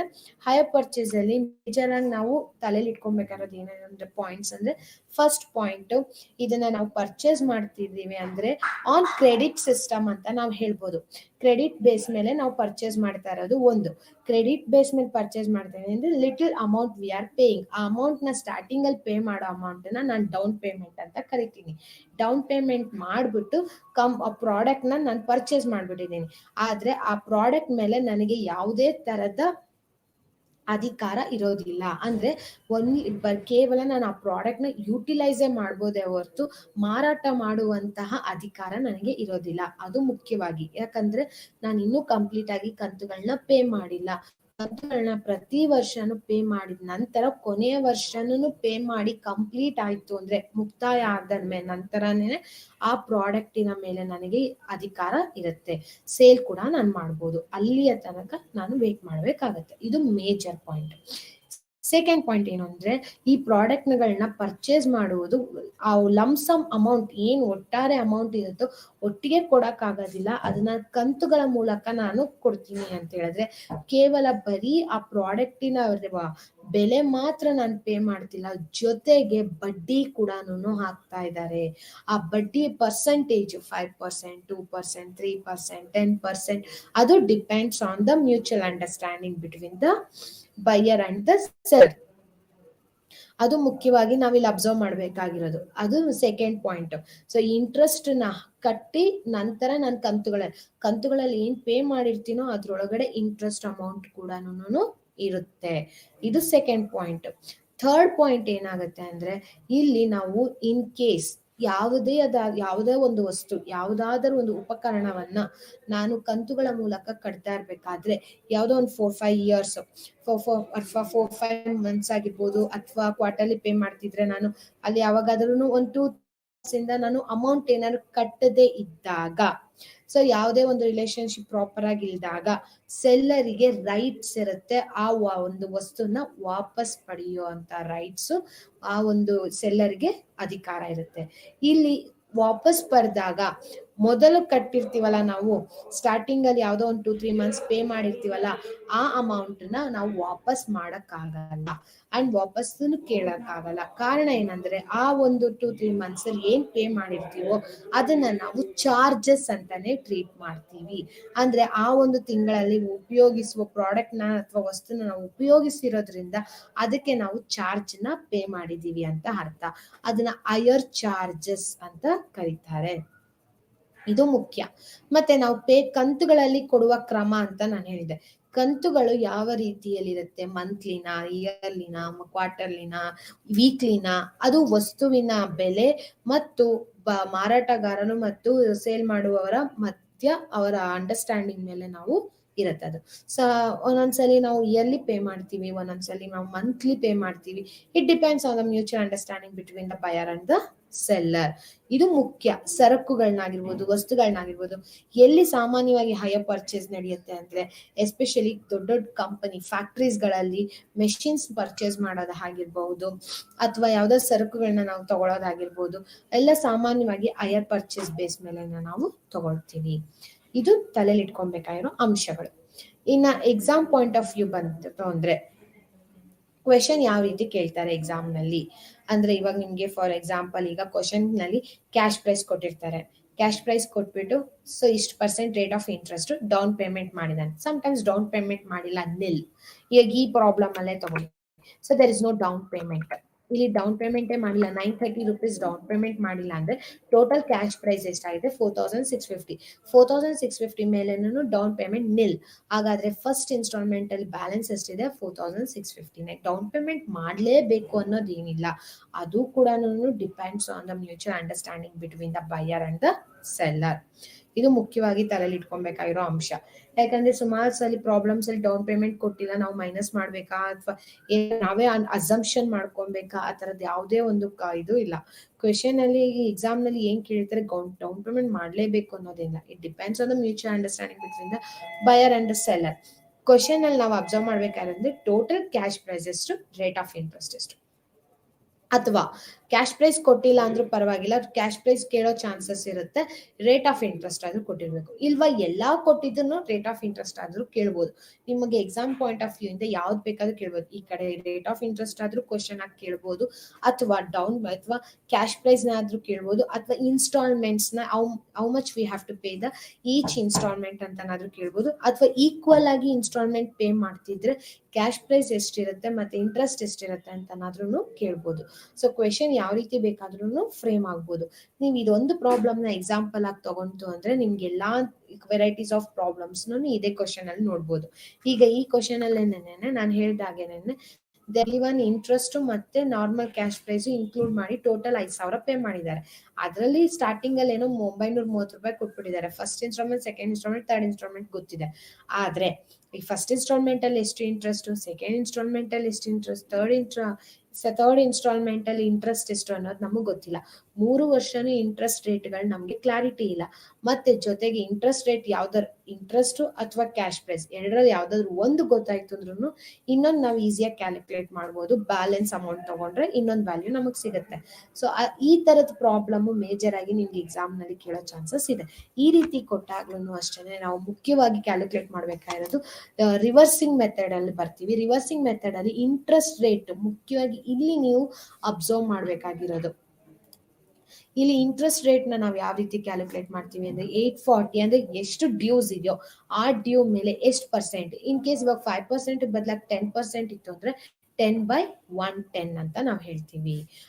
ಆಡ್ ಮಾಡ್ಬೇಕು, ಯಾಕಂದ್ರೆ ನೀವು ಪೇ ಮಾಡ್ತಿರೋ ಇನ್ಸ್ಟಾಲ್ಮೆಂಟ್ ಅಲ್ಲಿ ಇಂಟ್ರೆಸ್ಟ್ ರೇಟ್ ಇನ್ಕ್ಲೂಡ್ ಆಗಿದೆ. ಇನ್ಕ್ಲೂಡ್ ಆಗಿರೋದ್ರಿಂದ ನಿಮ್ಗೆ ಇಲ್ಲಿ ಎಷ್ಟು ಅಮೌಂಟ್ ಬರುತ್ತೆ ಅನ್ನೋದನ್ನ ಕ್ಯಾಲ್ಕುಲೇಟ್ ಮಾಡ್ಬೇಕಾಗತ್ತೆ. ಇದೇ ರೀತಿನೇ ಪ್ರತಿ ಸಾಲಿನೂ ನೀವು ಆಡ್ ಮಾಡ್ತಾ ಹೋಗ್ಬೇಕಾಗತ್ತೆ. ಅಂದ್ರೆ 5% ಅಂದ್ರೆ 5/105, 10% ಅಂದ್ರೆ 10/110, 15% ಅಂದ್ರೆ 15/115 ಈ ರೀತಿ ಮಾಡ್ಬೇಕಾಗತ್ತೆ. ಅದೇ ನಾರ್ಮಲ್ ಕ್ಯಾಲ್ಕುಲೇಷನ್ ಹೋಗ್ತಾ ಇದೀನಿ ಅಂದ್ರೆ ಈ ರೀತಿ ರಿವರ್ಸಲ್ ಬಂತು ಅಂದ್ರೆ ಇಲ್ಲಿ ನಾವು ಈ ಲೈನ್ ಅಲ್ಲಿ ಹೈಲೈಟ್ ಮಾಡ್ತಾ ಇದೀನಿ ನೋಡಿ. ಸೊ ಈ ಲೈನ್ ಅಲ್ಲಿ ಮಾತ್ರ ಬರುತ್ತೆ 3,720. ಅಲ್ಲಿ ಏನಾಗುತ್ತೆ ಅಂದ್ರೆ 5/100 ಮಾತ್ರ ಹಾಕ್ತಿವಿ. 105 ಮಾಡೋ ಅವಶ್ಯಕತೆ ಇರೋದಿಲ್ಲ, ಯಾಕಂದ್ರೆ ಡೈರೆಕ್ಟ್ ಬ್ಯಾಲೆನ್ಸ್ ಅಮೌಂಟ್ ಇರೋದೇ 3,720. 3,720 ಅಲ್ಲಿ ಯಾವುದೇ ಒಂದು ಇಂಟ್ರೆಸ್ಟ್ ಇನ್ಕ್ಲೂಡ್ ಆಗಿಲ್ಲ, ನಾವು ಇನ್ಕ್ಲೂಡ್ ಮಾಡ್ಬೇಕು. ಅದಕ್ಕೋಸ್ಕರ 5/100. ಅದೇ 3,906 ಅಲ್ಲಿ ಇಂಟ್ರೆಸ್ಟ್ ಆಲ್ರೆಡಿ ಇನ್ಕ್ಲೂಡ್ ಆಗಿರೋದ್ರಿಂದ 5/105 ಮಾಡಿ ಆನ್ಸರ್ ನ ಇಡ್ತೀವಿ. ಈ ರೀತಿ ಮಾಡಿದ್ರು ಇಂಟ್ರೆಸ್ಟ್ ಒಂದೇ, ರಿವರ್ಸ್ ಮೆಥಡ್ ಅಲ್ಲಿ ಬಂದ್ರೂ ಇಂಟ್ರೆಸ್ಟ್ ಒಂದೇ. ಸೊ ಈ ತರ ವೆರೈಟೀಸ್ ಆಫ್ ಪ್ರಾಬ್ಲಮ್ಸ್ ನಮ್ಗೆ ಹೈಯರ್ ಪರ್ಚೇಸ್ ಅಲ್ಲಿ ನಿಮ್ಗೆ ಎಕ್ಸಾಮ್ ಪೇ ಮಾಡಿದ್ರೆ ಮತ್ತೆ ಓವರ್ ಆಲ್ ಆಗಿ ಎಷ್ಟು ಇಂಟ್ರೆಸ್ಟ್ ನ ಪೇ ಮಾಡಿದೀವಿ. ಇವಾಗ ಈ ಪ್ರಾಬ್ಲಮ್ ಅಲ್ಲಿ ನೋಡಿದ್ರೆ ನಮ್ಗೆ ಕ್ಯಾಶ್ ಪ್ರೈಸ್ ಕೇವಲ ನಮ್ಗೆ ಬರೀರೋದೇನೆ 4,650. ಆದ್ರೆ ನಾನು ಪೇ ಮಾಡಿರೋದು ಎಷ್ಟು, ಇಲ್ಲಿ 5,000 ರೂಪಾಯಿ ಪೇ ಮಾಡಿದೀನಿ. ಹಾಗಾದ್ರೆ ಎಷ್ಟು ಬ್ಯಾಲೆನ್ಸ್ ಇದೆ, ಸೊ 350 ರೂಪಾಯಿ ಅಷ್ಟು ಬ್ಯಾಲೆನ್ಸ್ ಅಮೌಂಟ್ ನ ಇಂಟ್ರೆಸ್ಟ್ ಆಗಿ ಟ್ರೀಟ್ ಮಾಡಿದ್ದಾರೆ.